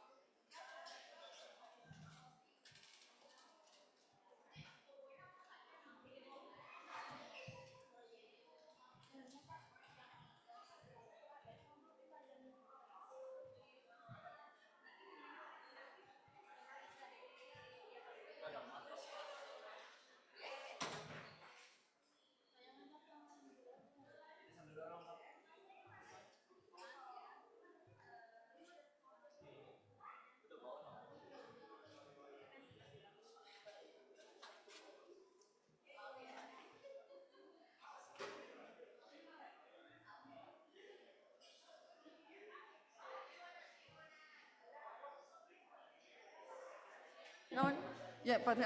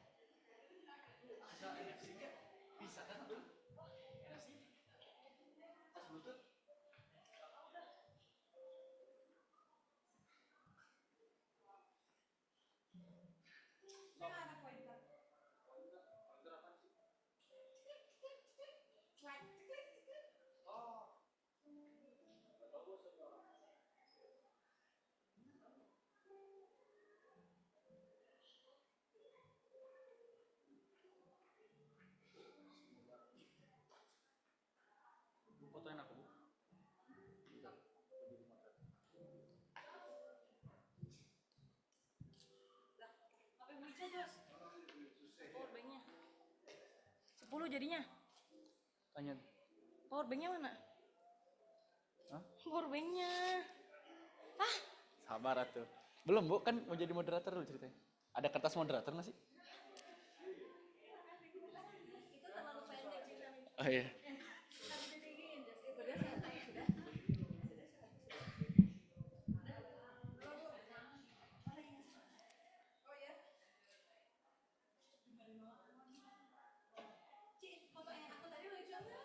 Yang mana yang di Oh, ini lokal banget ya. Rambutnya juga Reza aja.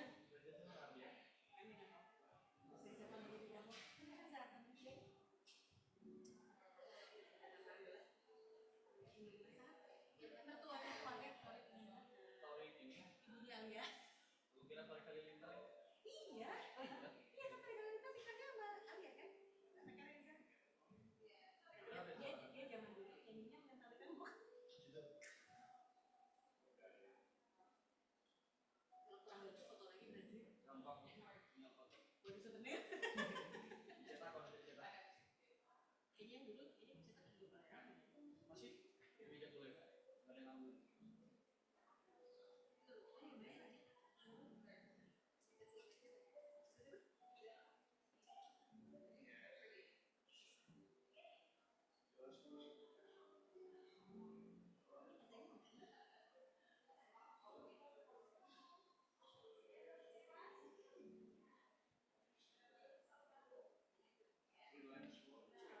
Mau bakso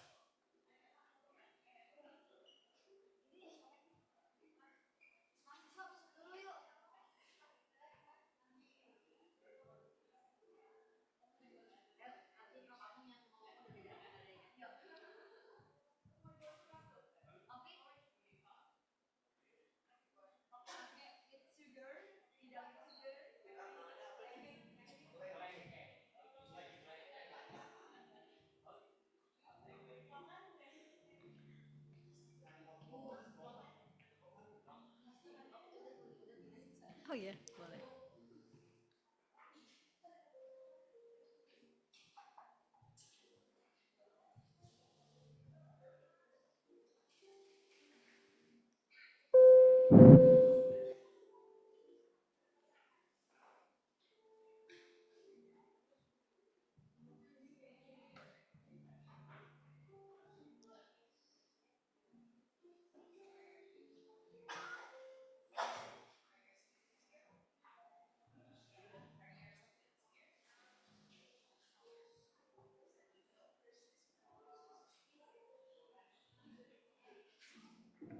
Oh, this. All right. So if it's right, then Okay, yes.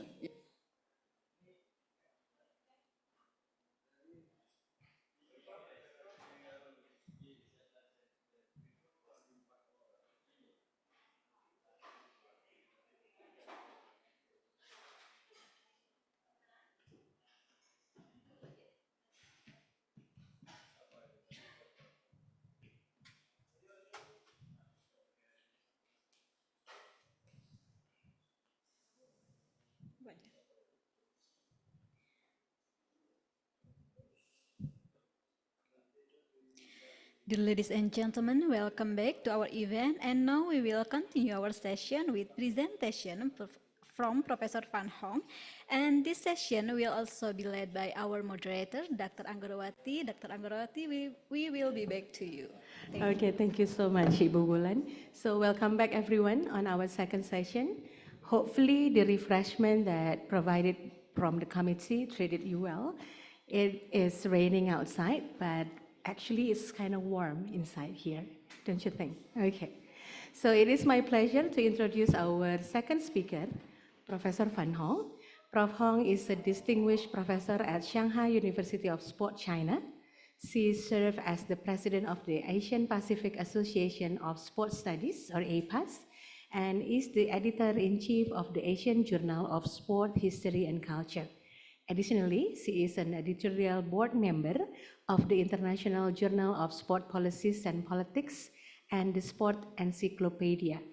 Prof. Hong is an expert in the field of Olympic studies, particularly regarding recent trends and regional dynamics within Asia. So I met Professor Hong since 2018, if I'm not mistaken.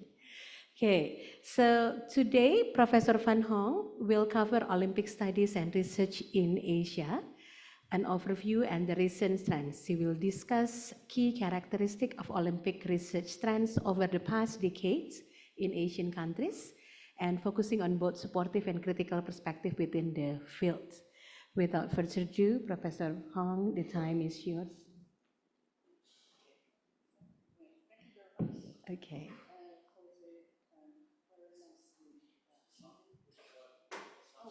Just Yeah, okay, the red. always forget this. Yes, sorry. Well, thank you very much for the nice introduction. And also thank you very much for people sitting here and to share some of my talking here. Well, I must say that I'm not really an expert of Olympic studies. My original research area is women and sport in China and the sports history in general. And I did my, Olympic studies, especially the history of Olympic Games and Olympic movement is part of my research. And currently my focus on the Olympic studies is on the Asian Olympic movement in Asia and also the Asian history and sports history. And today I will just take this opportunity to have an overlook of the Olympic studies and research in Asia. When I say Asia here is focused on China, Japan, Korea, and Indonesia, where I could get data and information. So I will just share all this information and some of the ideas with you.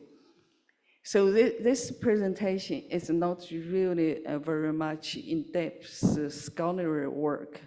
It is, I would say, probably will be an overview or introduction, and to give you some ideas. And if you are interested in this area, you can start it from here with this information.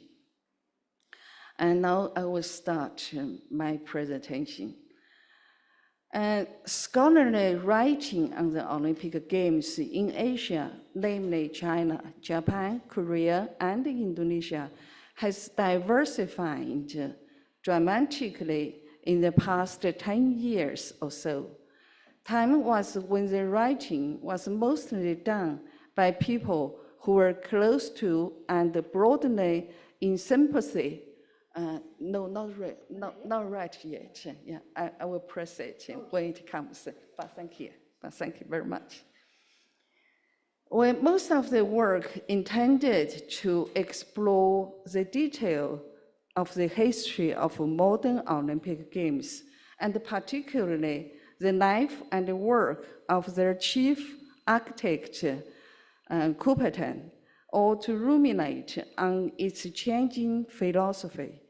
It will be published at conferences or talked, discussed at conferences and in published in sports study journals. It invariably celebrated the Olympics, and the writers themselves would often be Olympic officials and academics in their respective countries. That is a general background and situation. Even where works were critical of some Olympic orthodoxies, they nevertheless remained supportive of the modern Olympics. In general, values discussion would be concerned with Olympic policy and the values practice. It is seldom interrogated the Olympics as a social and political phenomenon or touched on the questions whether the Olympics were a good thing, a common or bad thing. So it is always a positive comments. To prepare this talk, I have done some research with assistance of some colleagues and PhD students who speak Japanese, Korean, and Indonesian. This talk is intended to fill a long-standing gap, both in the field of Olympic studies, as well as in the recent developments in history and sociology of sport in general in Asia about the recent 10 years. From the analysis of the data and the contents, the characteristics of trends now. Oh, yes. From the analysis of the data and the contents, the characteristics of trends over the past decade in Asian countries of Olympic studies or the subfield of Olympic studies could be summarized as follows. One, the contributors to Olympic research almost all bring a less critical lens to their analysis of historical and contemporary themes and key social and political issues related to the Olympic Games in local, national, and international contexts. Two, in addition to examining these developments, they pretended case studies of selected summer and winter Olympic Games, which took place in their own countries, that have had particular significance for the overall history and the development of the mega event.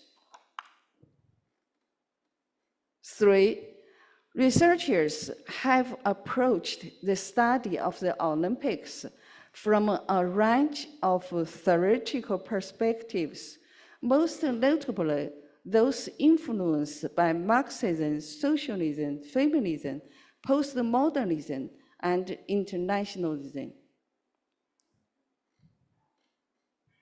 For, on the one hand, most scholars are in favor of Olympic Games. They saw the Games from the perspectives of nationalism, national identity, patriotism, and modernity. This is due to most Asian countries having a painful memory of the colonial past and a sentiment of oppression by the Western power in the 19th and 20th centuries. Therefore, their voice became a mainstream of Olympic studies and research. 5.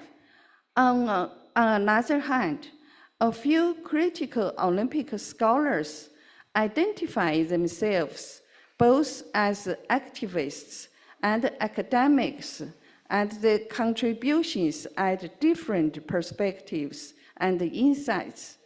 This happened especially in Japan.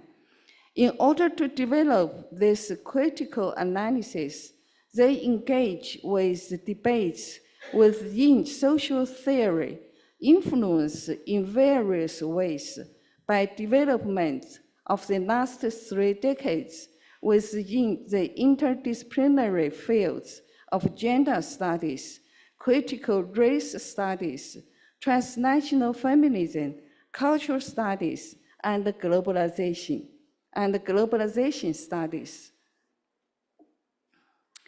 Most of the studies, to some extent, followed the trends from the West.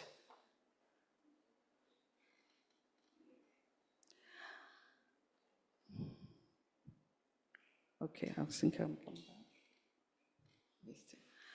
At the beginning of the bid and preparing the games, most of the publications introduced the games from historical perspectives. I mention this because we found most of the, when Olympic studies and research became popular, it was the time when the country is preparing to bid or the host of the Olympic Games.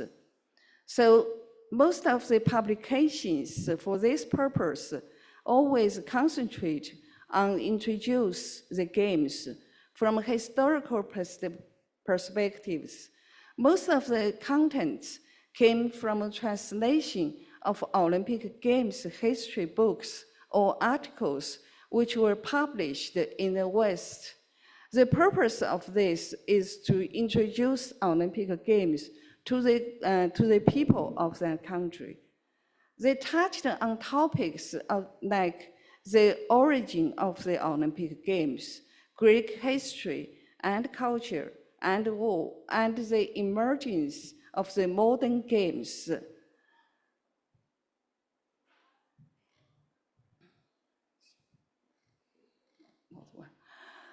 The content or the focus of the research during this time will be concentrated on the following areas. One is Pierre Coubertin's contribution to the games, the revival of the games. The revival and the games, some major events in the modern Olympic history, women and Olympic Games. This is always a discussion and topic of the Olympic studies. Race and Olympic Games, disabled people sports and Paralympic Games, politics and the games, largely will be the focus on the Cold War and the politics of the games during that period. Apart from this, scholars also produces case studies.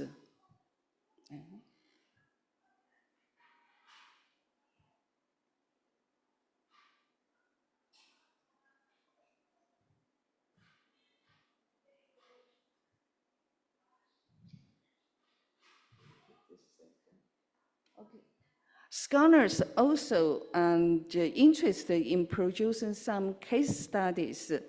For China, the history of participation in the games from the Republic of China to the two China questions and the People's Republic of China's entry in the IOC and attended the famous and the emergence of the famous Olympic formula, which solved the problems, the big problems, the historical problems of the two China questions.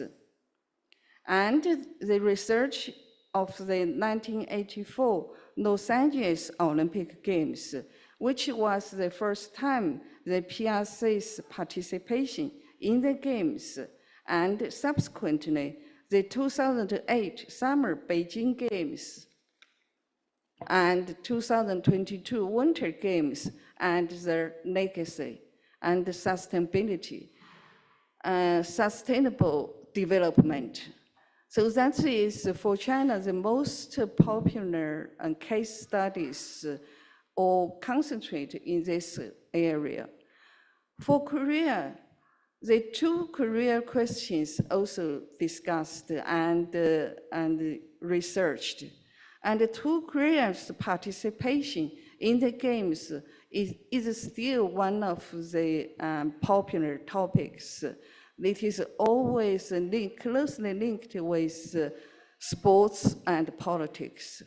And the 1988 Korea hosting of the summer and the 2018 Winter Games. For Japan, the 1964 Olympic Games, which showed Japan's emerging internationally after the Second World War. Japanese scholars call it the Japanese Games. The research also touched on topics of Japan's 2020 Tokyo Games. The research conducted by John Ho and Ofra Mazarinder is worth mentioning here. They, as scholars specialized in sports in the East, for the first time analyzed the relationship between East Asian societies and the Olympic movement. They looked at the respective circumstances in which the cities of Tokyo 1964, Seoul 1988, and Beijing 2008 came to solicit and to stage the Summer Olympic Games. Here, they raised the now crucial and widely discussed matter of the material legacy of the Olympic Games. However, the material legacy were not a major concern of Asian scholars and Asian governments particularly. Therefore, the issue of excessive public expenditure did not really make a big impact of Asian scholars' research. However, they have raised this very interesting discussion and research area. There was also a trend to collect the Olympic movement and the Olympic Games between Asia through the historical study of the Far Eastern Sports Championship Games, which was also called the Far Eastern Asian Olympic Games in 1913, and which finished in 1935 before the Second World War. Most of this kind of work was produced by Chinese scholars. I would like to see some more work in this field by Japanese and Philippine scholars, because those three countries were involved in this Asian Olympic Games in 1913 and 1935, which is a very interesting research area. In terms of the research of the International Olympic Committee, which supervises and operates the big machine of the international Olympic movement, there was a groundbreaking work published in China by Chinese scholar Wang Ruibin, Professor Wang. It was entitled The Analysis of the International Olympic Committee in 2022. It marked how Chinese Olympic studies has progressed from simply introduction to the games to analysis of the IOC as an institution. It is not an exaggeration to say that in China, Olympic studies and research began in the early 1980s and then progressed until today. But the most popular time for Olympic studies was before or during 2008 Beijing Olympics. Now, I think the Olympic studies and research has entered into an advanced stage from simply introduction to being more analytic, from a historical perspective to more sociological analysis. More and more young scholars from Asian countries who have passion and dedication, who have studied abroad, have visited Olympia and read more publications abroad, are joining the research team. Their work began to build a bridge to connect the Western and Eastern worlds. In addition, more Olympic research centers acknowledged and supported by the IOC Olympic Studies Centers were established in China, Japan, and Korea, and they have performed actively. Also, the IOC Olympic Studies Center organized some research seminars, as well as every 2 or 4 years, a research center, Olympic research center around the world to meet, to discuss the current issues of Olympic studies and research. The recent one took place in France during the Paris Olympics. There are more than 60 Olympic centers around the world attended the meeting. So this kind of activities promoted or organized by the IOC Olympic Studies Centers or by some countries' Olympic Studies Centers provided undergraduate courses, master and PhD programs. For example, at Shanghai University, it provided Olympic studies courses to undergraduate, master, and PhD students. And there are some seminar programs provided in some other, like Peking University and Capital Sports University. And plus, every year, the IOA also provided opportunities for young scholars and postgraduate students to study in Olympia, where the ancient Olympic Games took place. And also they provided a master's program, postgraduate seminar, and other activities for young scholars. For example, the one project or program is called the Olympic Young Ambassador Olympic Program, and which invited young scholars from different universities to attend this program.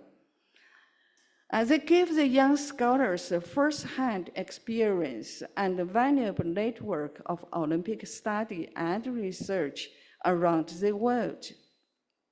However, the question still remains, how do we further encourage the two worlds, the West and the East, talk together more often? What mechanism can be used to make the two worlds progress together? Because in fact, In terms of Olympic studies and research and the publications, the West, to some extent, is much more advanced than the Eastern countries. Moreover, the last decades has witnessed the continued impacts of globalization, the concentration of wealth in Western countries, and growing gaps between rich and poor. In the aftermath of the bribery scandal and the subsequent investigations, the IOC made some attempts at reform, as well as put more efforts into transparency and accountability. However, could the IOC, a central old cultural institution rooted in intellectual and physical elitism, sustain a position of global significance in such a remarkably changed world? Will the IOC change accordingly? I only have a brief overview of the recent trends of Olympic studies and research in Asia, mainly use China, Japan, and Korea, Indonesia as example. For me, this is just like the Chinese say, it's just some ideas, but there are some questions here I would like you to consider.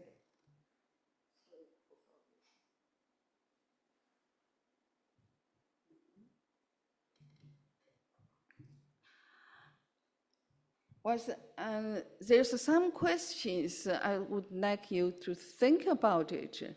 One, what characteristics of future trends of research in Olympic studies in Indonesia, China, and Asia? Two, how do we further encourage the two worlds, the West and the East, to talk to each other and to communicate with each other and to understand the progress of the Olympic studies fields, the progress? And three, what mechanism can be used to make this progress? And four, how do we develop a new generation of scholars who have enthusiasm, passion, and dedication for Olympic studies and research in Asian countries? And in short, there are some gaps in the Asian sports history studies, especially on the Olympic movement in Asia.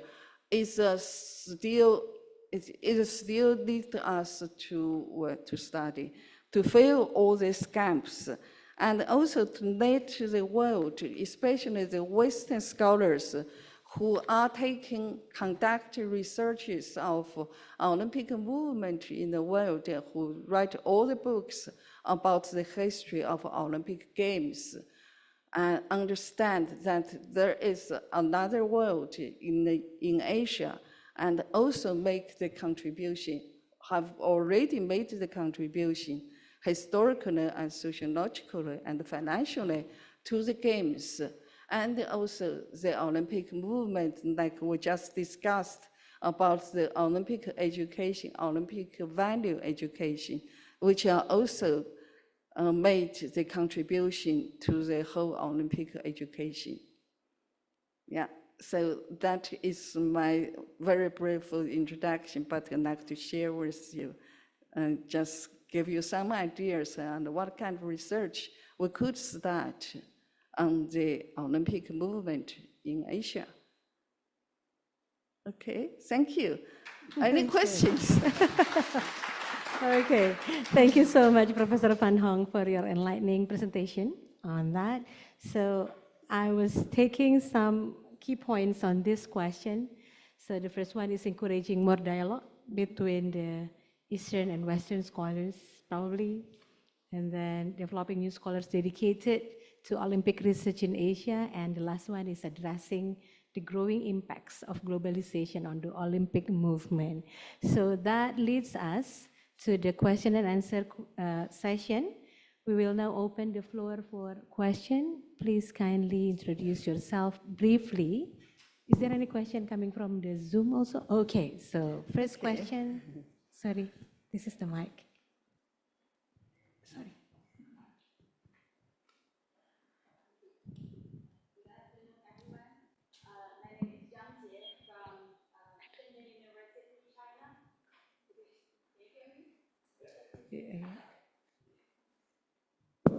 Yeah, let's try this.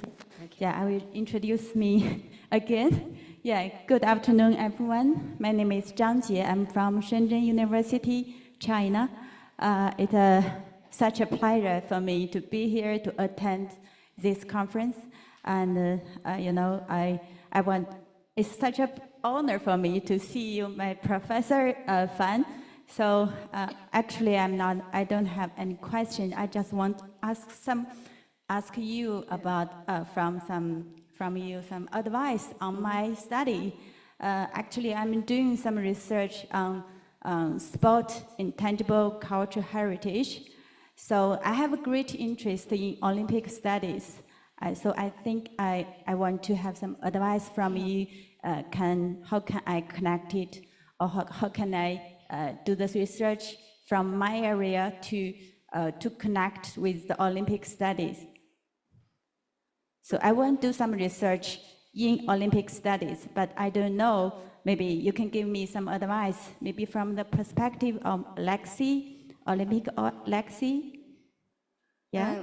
Yes, I understand that your research area is anthropology, Sarah. Yeah. Yes. But now, currently, I'm doing research on intangible cultural heritage.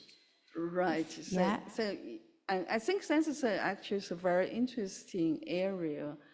But first of all, you probably need to define what is an intangible culture, and what kind of, which part will be able to relate it to Olympic culture.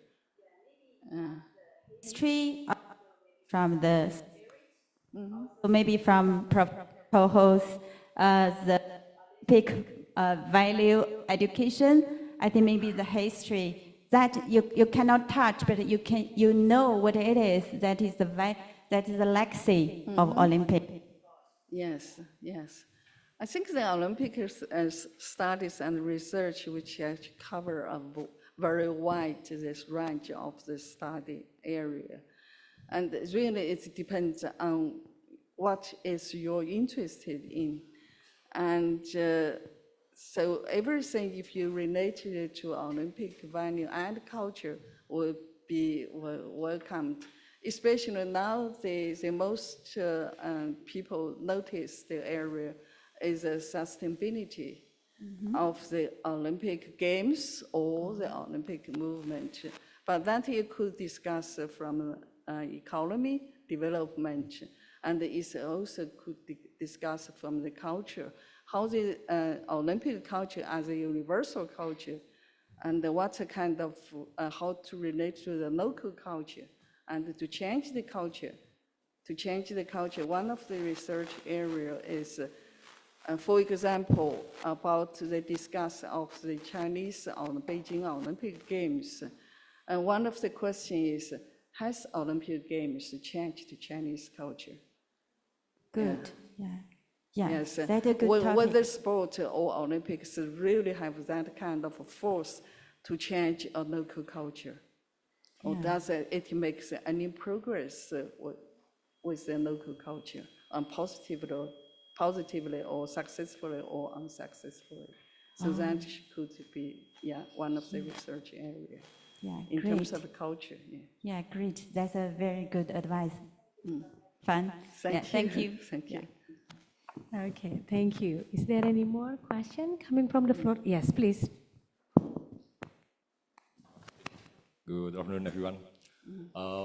Thank you for your sharing for your current study. Since my question is typical to her, I think this session changed to consultation session. So I'm currently doing my study about the perception of non-host country. So the study most of study is the study about the host country, about the Olympics. So I'm trying to know how about the perception of non-host country about the Olympics. Yes. And I think your presentation will give me a very much information for my study. My question is, how do non-host countries typically perceive in terms of social and cultural? Since my initial findings, government, Indonesian government, have tendency to look at the game to boost international prestige, the medal collection, the sport. Based on your study and your experience, is there a difference in non-host country and host country with also the different built in Western and Eastern or non-country when they look up the games? Thank you very much. Yes, that's a good question. Yeah, I think when countries apply for hosting games, it's always have a particular political purpose or economical purpose as well. In terms of the supporting of the games, and normally people probably, in general cases, it's overvalue that they are or think the Olympics would change everything, but they just didn't really.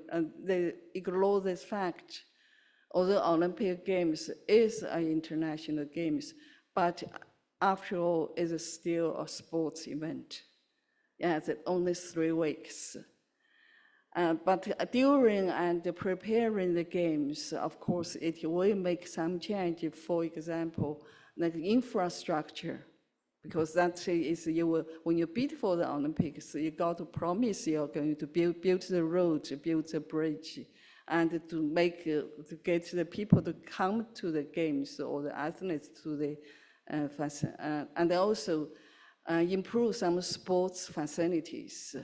And also, the government would also use this opportunity to raise this kind of positive atmosphere to encourage people to participate in sports. So part of this Olympic education program is that. But after all, as I said, when people have a very high expectation of a sports event, but after that, when it doesn't really reach that expectation, and people would have a very kind of disappointment and start to criticize the Olympics. It's not really very positive, but a lot of negative values and the aspects, especially economy, especially the money spent on a game. So one of the things that John Ho has wrote about, which has been ignored by most of the academics and the governments, is a material Olympics. The government tend to spend more and more money on the Olympics to compete to each other to some extent, to show that the games makes the country looks good and strong. And to some extent, some of the countries actually use the games for the political purpose. Yeah, so that if you do the research, probably some of all the factors should be considered. But overall, the whole Olympic research as such, international, until now, it's not very critical.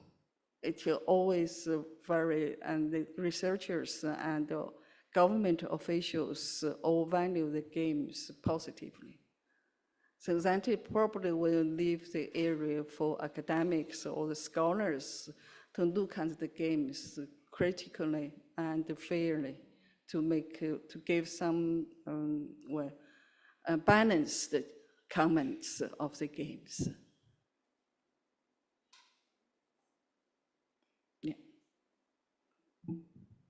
So is that, Yes, yeah. okay, please.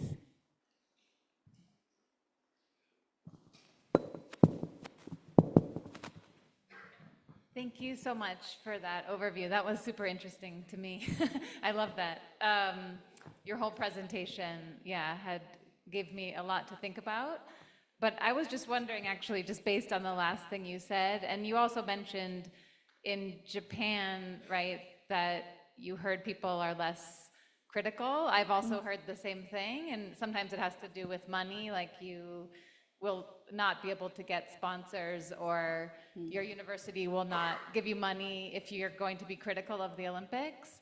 I was wondering, in China specifically, like in America, we hear a lot about censorship from the Chinese government. So if you want to be critical in general, like about the Olympics or other topics, do you have problems publishing or other problems? I think in general, if you publish critical articles about the Olympic Games, nowadays it is okay. But if you think about 10 or 20 years ago, that is a problem, especially when China is bidding for the Olympic Games, and then you publish the articles, criticize it. So that might be a problem. But now China has hosted the Olympics twice now, summer and winter. And people now started to get used to some of the criticisms. Some of the books published actually is very critical about China's hosting of the Summer Olympics 2008, and spent so much on the games, especially build all this glamorous this stadium. But after that, how to maintain those stadiums and how to use it, and the facts remains it needs to spend more money on this. Yes, it is to some extent, if we say in a balanced view, the Olympics Games to some extent does open the Chinese mind, and does give the Chinese a kind of international perspective to say what the criticism from the outside China, and how the Chinese government deal with, and how the Chinese look at it balancedly, yes. But in terms of the financial, yes, it is government to spend most of the money to host the games. That is a fact, yes. Okay, interesting. So is there any more question coming from the floor? So we already have 3. So from Zoom, is there any question?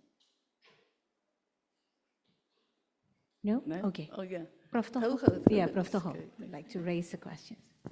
Yes, very interesting presentation, Fran. I just want to expand your idea in regard to research agenda for developing research for Olympic values in Asia. What do you think? It would be wise if there is a group, a special group on that study, and provide research trees, that can be used as guidelines, and that may be from that research trees, research agenda, and then from the member or APAS, you can assign, and then we can set up a special publication on that. It will be very interesting to see. What is your opinion about that? I think publication is one thing, but the people doing the research, writing a paper is another crucial thing. For a journal, you are looking for a good quality papers to publish. If you don't have that papers, the journal would not exist. But for people to write papers, you will have to do research first. Yes, if you don't have a research without a good researcher, and you also have to train good researcher to write good papers, and then that journal will exist. Otherwise, no publishers will support a journal nobody's going to read or to subscribe. Yeah. I would like to see your opinion regard to spatial issues, that you already mentioned before. You're going to, to have a group, probably from Indonesia, from Malaysia, and China.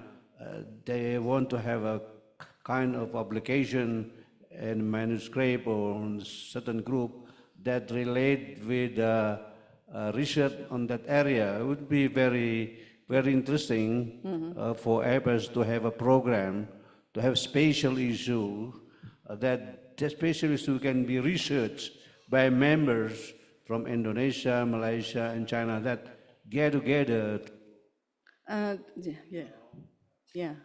Yeah, I think that's a very good idea. Yes, we could arrange to publish or plan to publish a special issue and Olympic education or Olympic value education program, and to say what's the current situation and the future trends of each country. Each country just give one example from their research. Yeah, that'd be a good idea. Yes, yes, we can do it. Yes.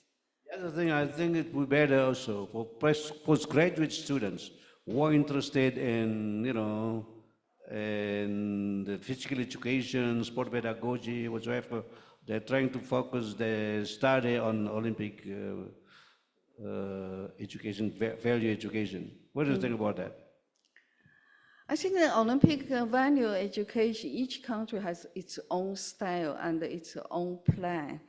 And in China's case, it is actually monitored or supervised by the National Olympic Committee. So how they're going to manage it or who they're going to appoint to do this kind of research, I think is still arguable, because there are several universities who want to take up this research project. But the problem is how they do it. Can you trust them will be able to produce results or good, desirable results? So that is a big question at the moment. Yeah. Okay, thank you for that, professors. So, okay. I just heard someone is talking. So is there any more issue or something that you would like to propose to Professor Van Hong? No? Bagus? Okay.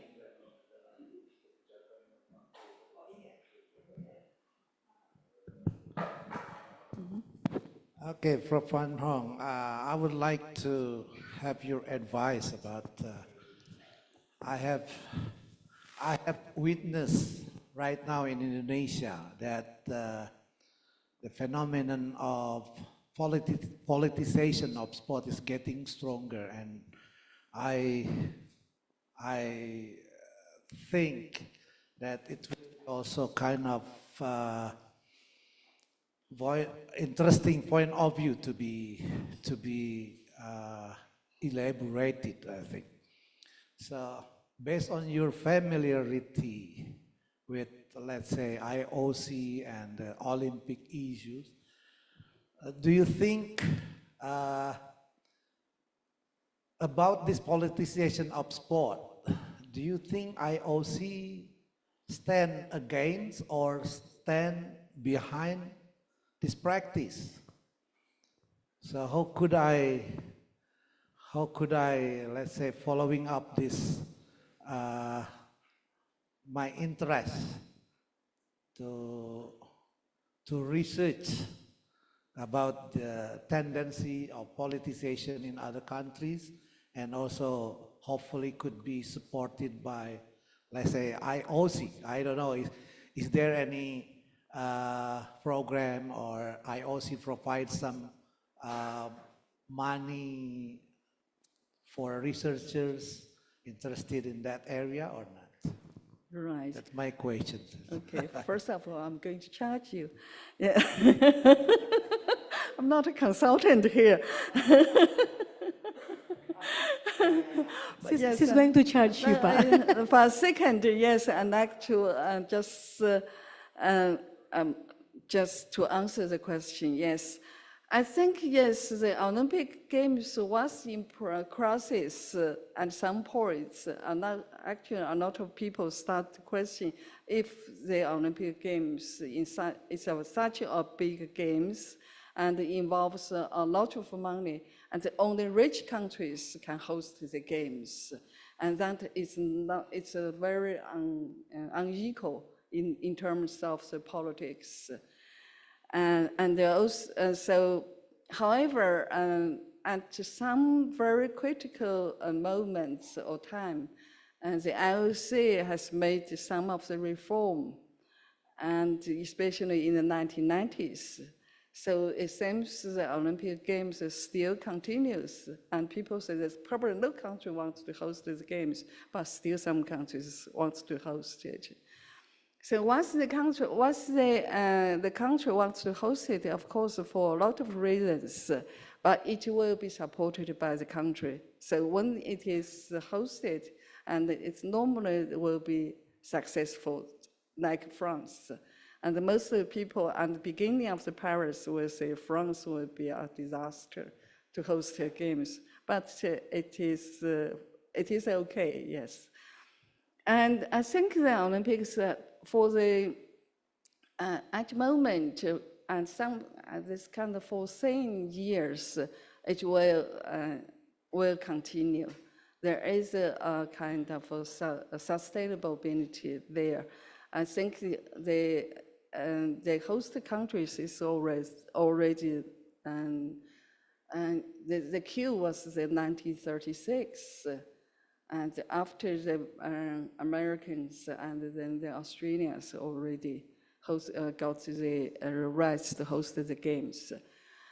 And in terms of your research, I always think academics will have to have some interest in to find a research area. And just for the practical purpose, you got to get promoted to write a paper and to survive in this world. And you might just find an area, you find interest to write a paper. Once you publish it, you will gradually become an expert or authority in your research area. And you will actually start to enjoy the research you are doing. So I think the question is not really a question. I'm sure you will become a good scholar and write good papers and become an authority or expert in your field, whatever you choose. Yes. And in terms of support from me, yes, I'm very happy to provide any information about grant support or programs every year. The IOC would announce some of this finance the program, and I will definitely forward this information to you. Yes, whatever I can support, I will. Yes, we are friends. Yes, yeah, my friends too. Yes. Yeah, that's a brilliant things to hear, right, Dr. Agus? So thank you so much. Everyone, is there any more? Or could we sum up our meeting for today's session? Okay, so thank you everyone for the thoughtful questions. And once again, thank you, Professor Hong, for sharing your expertise and bringing up all the joy through the audience here. Your insight into the evolving trends, challenges, and opportunities within the Olympic movement have given us much to reflect on, especially regarding to the roles of nationalism, historical identity, and global interaction in shaping the Olympic experience in Asia. Ladies and gentlemen, please give a big round of applause for Professor Van Hong. So as we wrap up today's session, I would like to thank all of the speakers, attendees, and organizers for an inspiring day on discussing the Olympic movement, sport education, and values in Asia.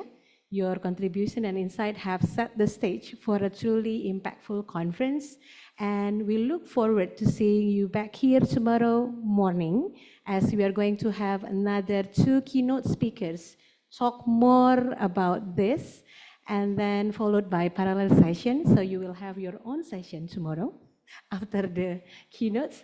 And thank you to the organizing committee for this opportunity to be part of such a meaningful event. Have a wonderful evening. We'll see you all bright and early tomorrow. I'm going to throw back all the floor to the MC, Ibu Wulan. Thank you. Assalamualaikum warahmatullahi wabarakatuh. Waalaikumsalam warahmatullahi wabarakatuh. Thank you, Dr. Anggurwati. Also, thank you, Professor Hong. And Professor Hong, here we have a certificate for you, and it will be given by Professor Amung.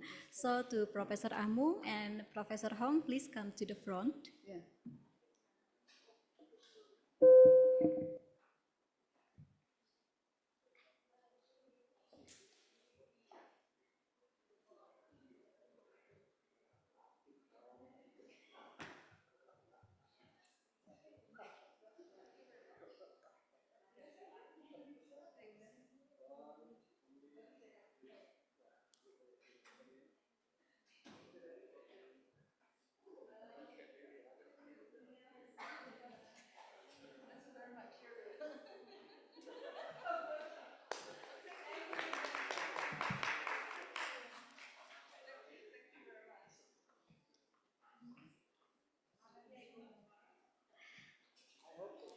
Dear ladies and gentlemen, now we have come to the end of today's event, but don't forget we still have 2 more days ahead.